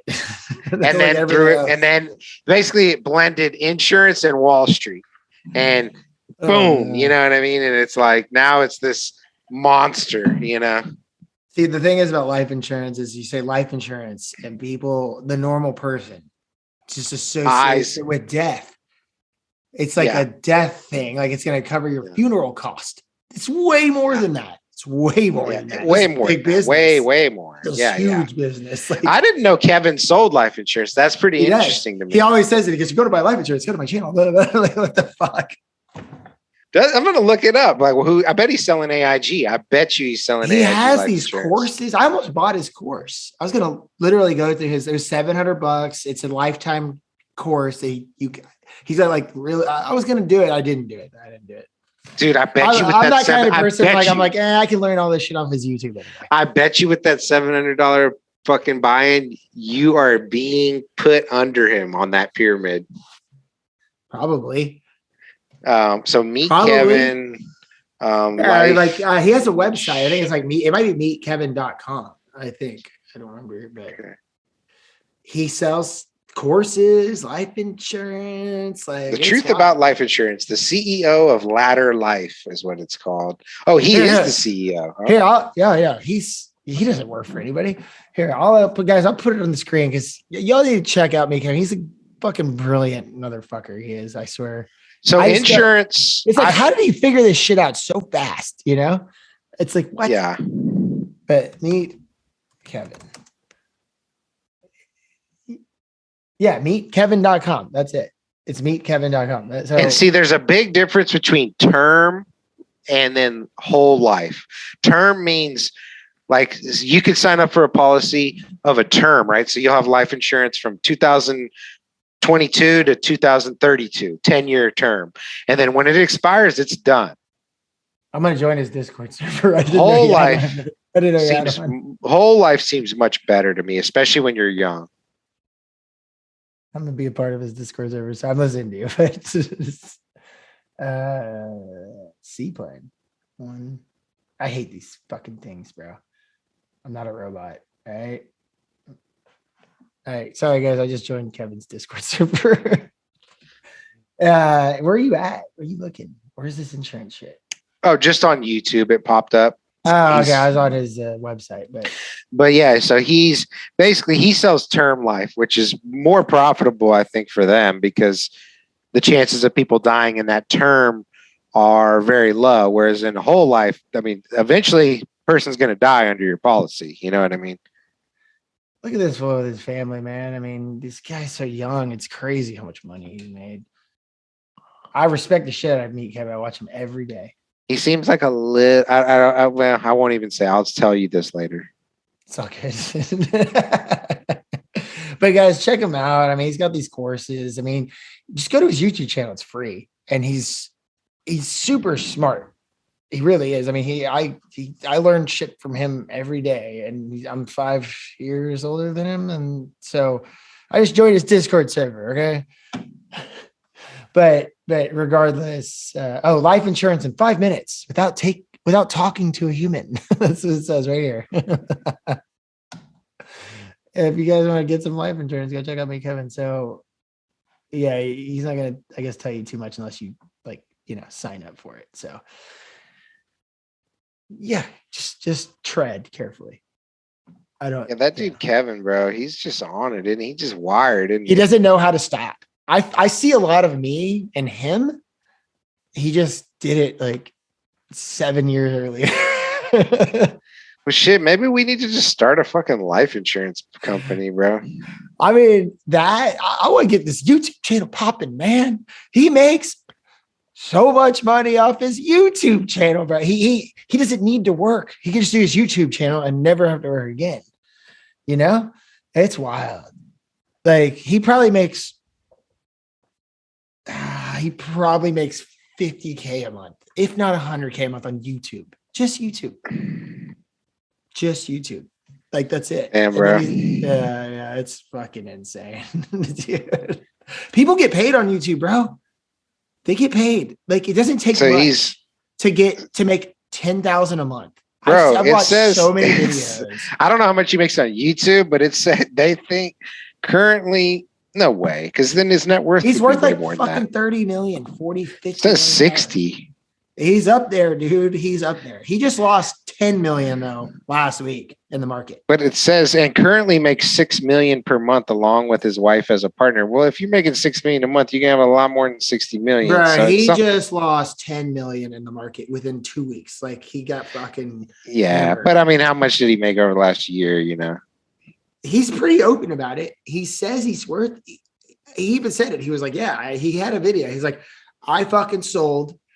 I didn't want to sell, but I'm glad I sold because I lost 10 million, and it should have. If I wouldn't have sold, it would have been 30." I was like, "Wow, oh, yikes, bro! Like that's insane. That's a lot. 10 million, and if he's worth 50, that's 20%." So apparently they make 6 million. He made on track to make over 6 million in 2020, and that was 2 years ago. So a year on YouTube. He so definitely he's making it. rode the COVID wave. The fuck. So he's at least making probably 500-600K a month on YouTube. Easily. Yeah, he has that's probably so many fucking followers, bro. It's gnarly. Like this dude blew up on YouTube, bro. So this fool was a real estate broker. Now he's selling life insurance. He's in the 2 businesses that have made more millionaires than any other business. He's in the stock market. He's in life insurance, real estate, and YouTube. Somebody was saying, which I haven't fact checked, but somebody was saying that insurance actually has made more millionaires than real estate, which kind of blew my mind. But I was like, I can see that. There's so many people trying to get people, hey, come work. Well, and there's so many people like that Indian dude I just met making a fucking $1 million a year. Like now that something doesn't add up to me about that. It just seems so scammy, but I don't know, dude. I agree with you because his suit wasn't that dope. That's what got me. That's why I didn't talk to him anymore. I was just like, man, this suit is not dope. If you're making $1 million a year, like you need to dress flyer than I dress. At least have one good suit, right? Like, like it was okay, but it just, I don't know, man. I mean, I'm not even wearing. But here's the cool thing about I at least have like one suit that I put a lot of money into, like, and I wear that on like only like my special like meetings I have to go on, Yeah. So here's the thing. He's kind of there was a few things I did like about the guy. So he was he worked at the labs up in Oak Ridge, okay, which is just north of Knoxville. And he was making, I think he said he was making like, he was making a good salary, which they do. He's an engineer. And so he was getting like 150, 200K a year. Okay. But he was working he was working 9 to 5. But anyways, his buddy kept telling him to get into life insurance. And he was like, what the fuck are you talking about? Like, I'm an engineer, And then sure enough, I can't remember exactly what the catalyst was, but he started doing it as just a little bit of a side hustle. And then he's like, within like a year or two, he was making as much on the side hustle as he was being an engineer. And then he was like, well, fuck this. And he just took the plunge, quit working at Oak Ridge. Mind you, this is like an Indian dude, which they're very like, I'm not trying to be stereotypical, but these are positive. Like they're very astute, very, hard to deal with, educated, like hardworking, educated, but usually can be very shrewd businessmen, but usually in standard types of business. Like they're not necessarily breaking the mold. It's like hotels. They're not. Yeah, like they're not inventing anything new. Yeah, but so this dude, they're taking a franchise, like they're taking a McDonald's franchise and running. So they went out on a limb, you know what I'm saying? And did you know Indians own, I think it's like 70 or 80% of all hotels in America? No, I did not know that at all. Yes. Whoa. It doesn't shock me. And it started with just like a couple Patels out in the San Francisco area. Can't remember when it was, but it was not that long ago. It's like 50 in the last like 60 years. A couple of them moved to San Francisco, started owning some hotels, and then they just kept bringing more and more and more here, running hotels. Now they literally own like 70% of all hotels in America. It's just like, damn, it's crazy, really? dude. 70? Yes. Holy shit. That's a lot, dude. That's like a giant amount. Like I would never have thought that ever. Yep. Oh, wow. Okay. We'll have to look into that. It's crazy. Ukrainian intel suggests Belarus is prepared to join the invasion as delegations from Ukraine and Russia are set to meet today. Dude, these news outlets will fucking write a fucking title to catch anybody's attention.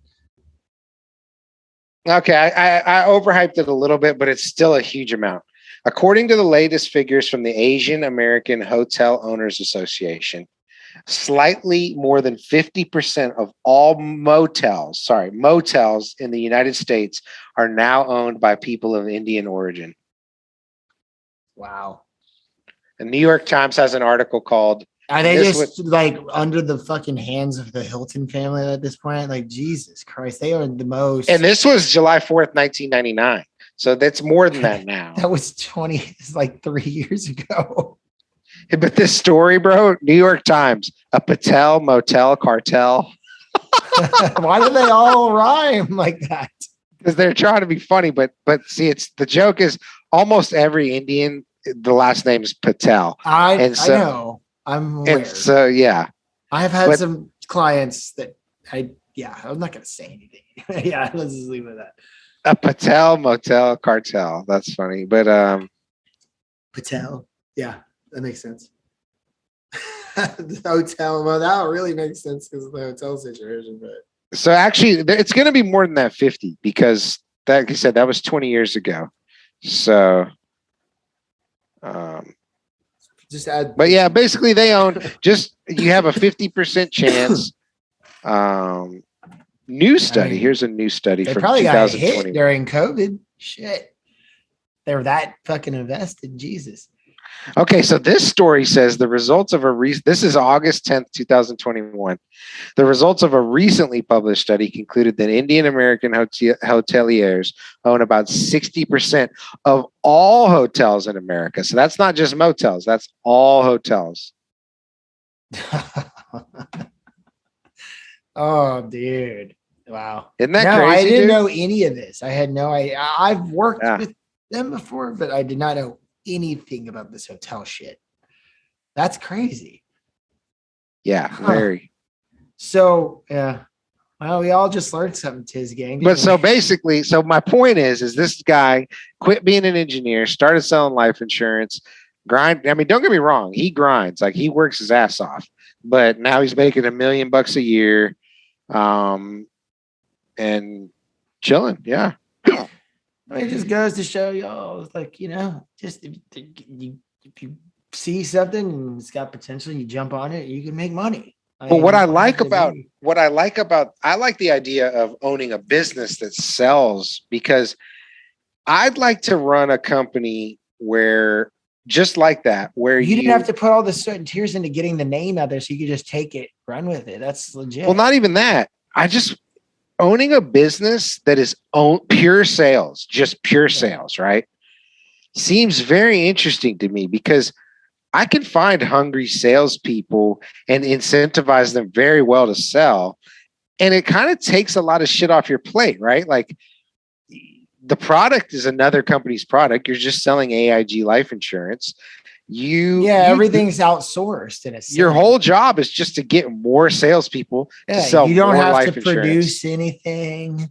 You It's don't beautiful. have to go to a fucking factory and make a product. You are taking the branded name of something else and of somebody that spends millions in brand recognition, and you just get to piggyback. It's like owning a fucking McDonald's. Like you buy a McDonald's franchise, you don't have to. You're not killing the cow. You're not baking the bread. It all comes to you. You just have to sell it.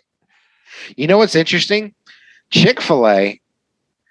A lot of them owners are there. I know several Chick-fil-A owners. I know they're there. I know like Chick-fil-A. 3 of them. I know 3. They work hours. They grind for their money. Yeah. The one over here in 59 in Kirby, I know the owner of that one. I know him. I know the family. Yeah. The owner is always there. Always there. And that's why he's a white Jewish dude from Bel Air.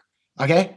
Oh, really? So, yes. And they make paper money off of this. There's no joke. Like, you got these Jewish people from Bel Air. Like, who the fuck owns a?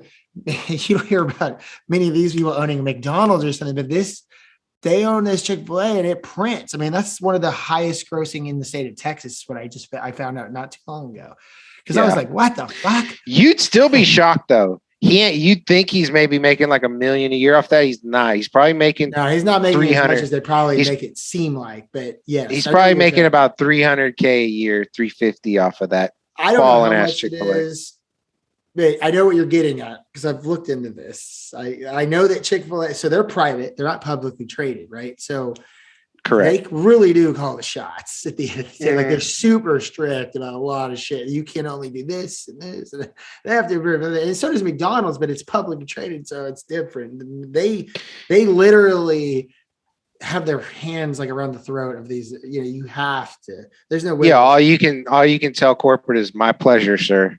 Exactly.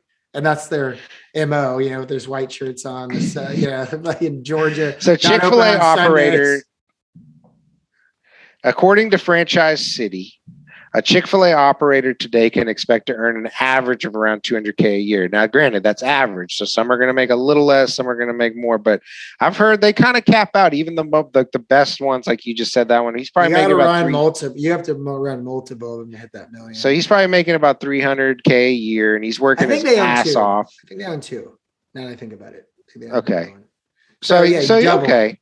You have a good operation at one, you apply it to the other one, you know, Chick-fil-A's not going to fight you. They're like, yeah, you're doing great. So he's probably pushing about 600, you know, maybe 550 a year running two Chick-fil-A's. After taxes and everything. Yeah. Yeah. Jewish. It's a bitch to buy into, I'm pretty sure too. Yeah, no, they're hard. I watched a documentary about this, like not that long, it was like 6 months ago, maybe a little bit more, but yeah, it's a tough. They got a crazy approval. Harder to do a Chick-fil-A than it is a McDonald's. Let's put it that way. But it's way cheaper to do. Like their franchise fee's low, but they really fucking screen you big time. Mm-hmm. Yeah. I mean, and I think personally, Chick-fil-A has kind of sucks, to be honest. I don't ever go to Chick-fil-A. I used to, and I haven't probably been there in 2 years. I just don't. It's, the good chicken sandwich is cool, but like the lines, the hype behind it, it's so overdone, dude. Like I don't care. Like that's the thing, is like I don't want to go stand in the fucking line. It does move fast though. It's kind of surprising. You get in that long ass line, it actually moves.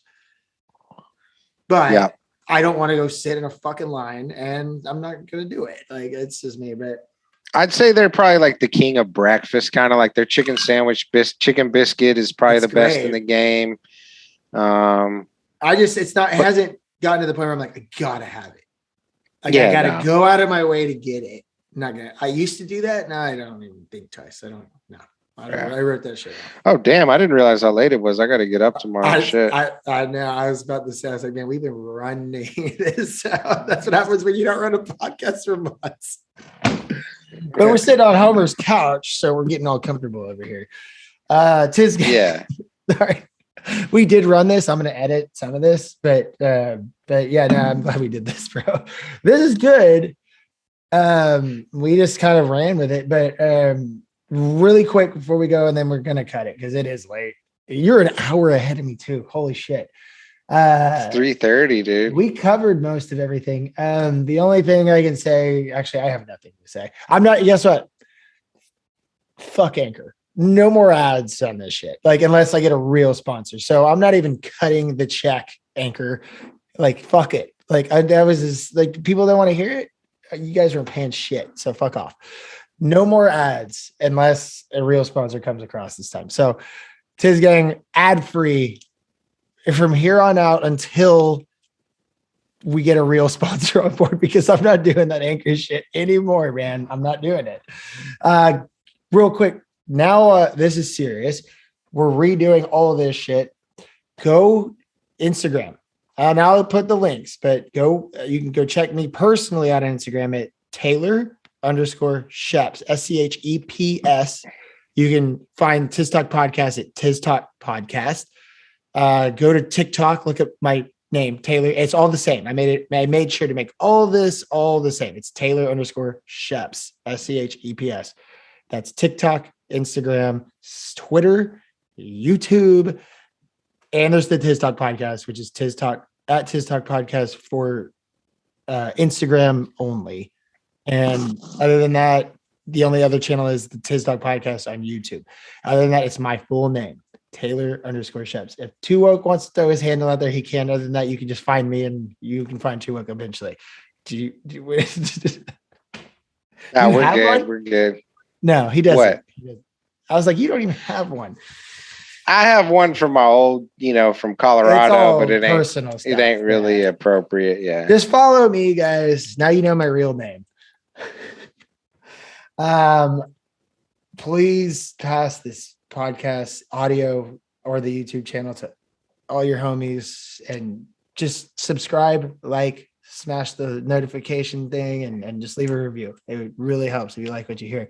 And that's all I got. I'm going to keep my lines. I've retired the stizzes. I will not use that.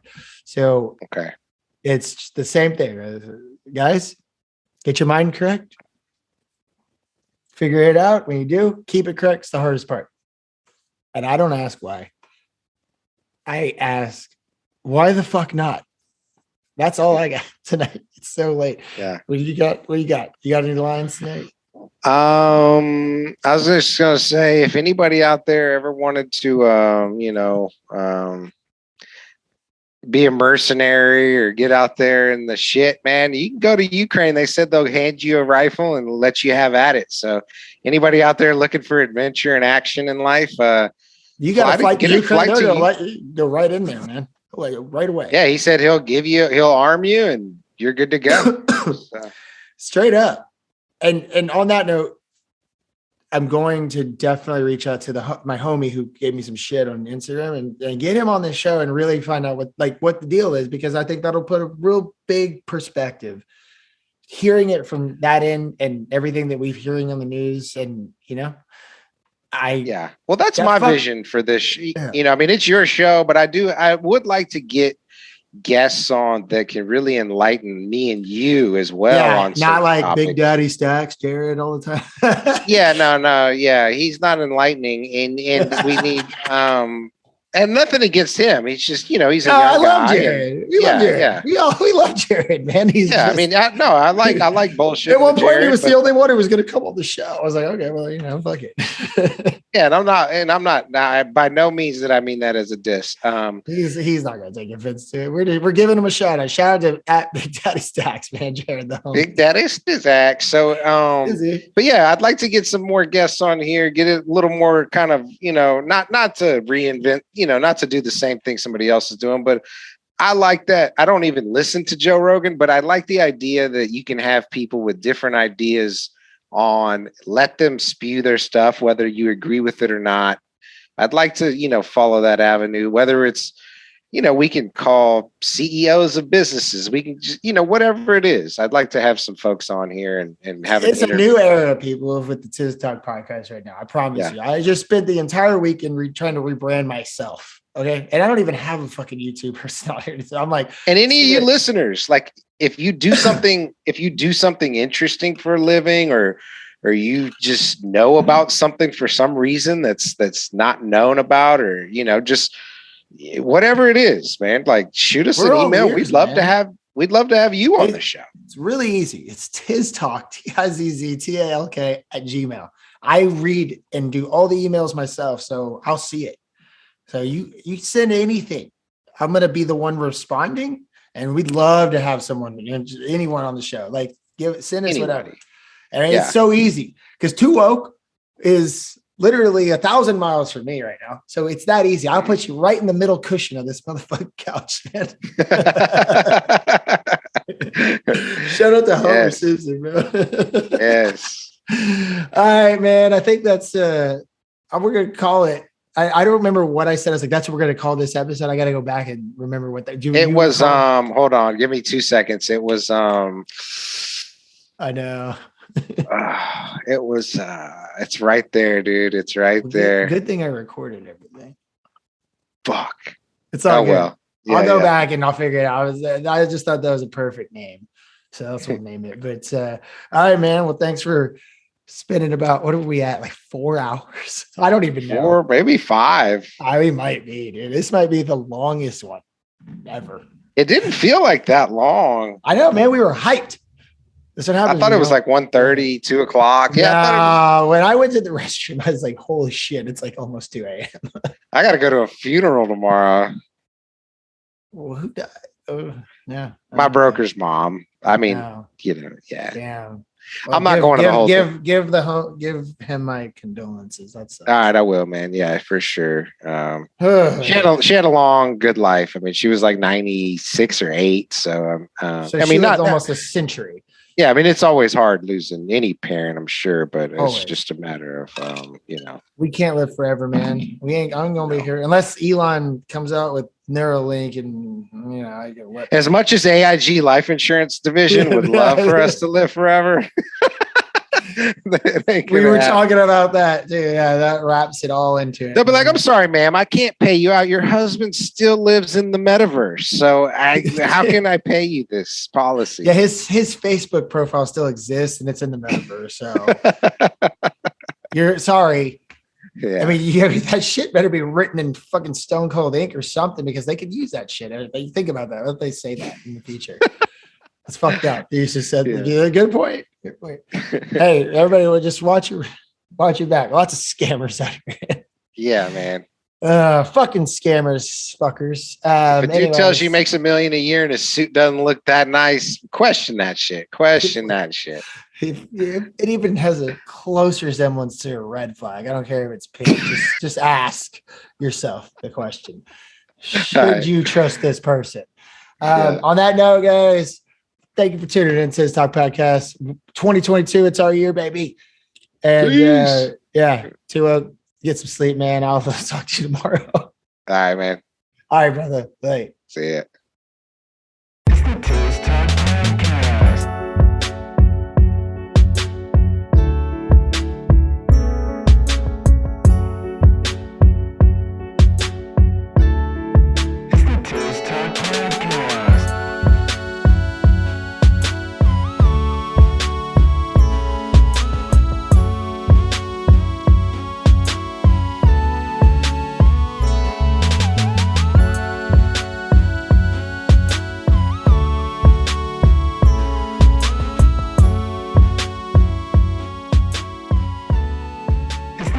Talk Podcast.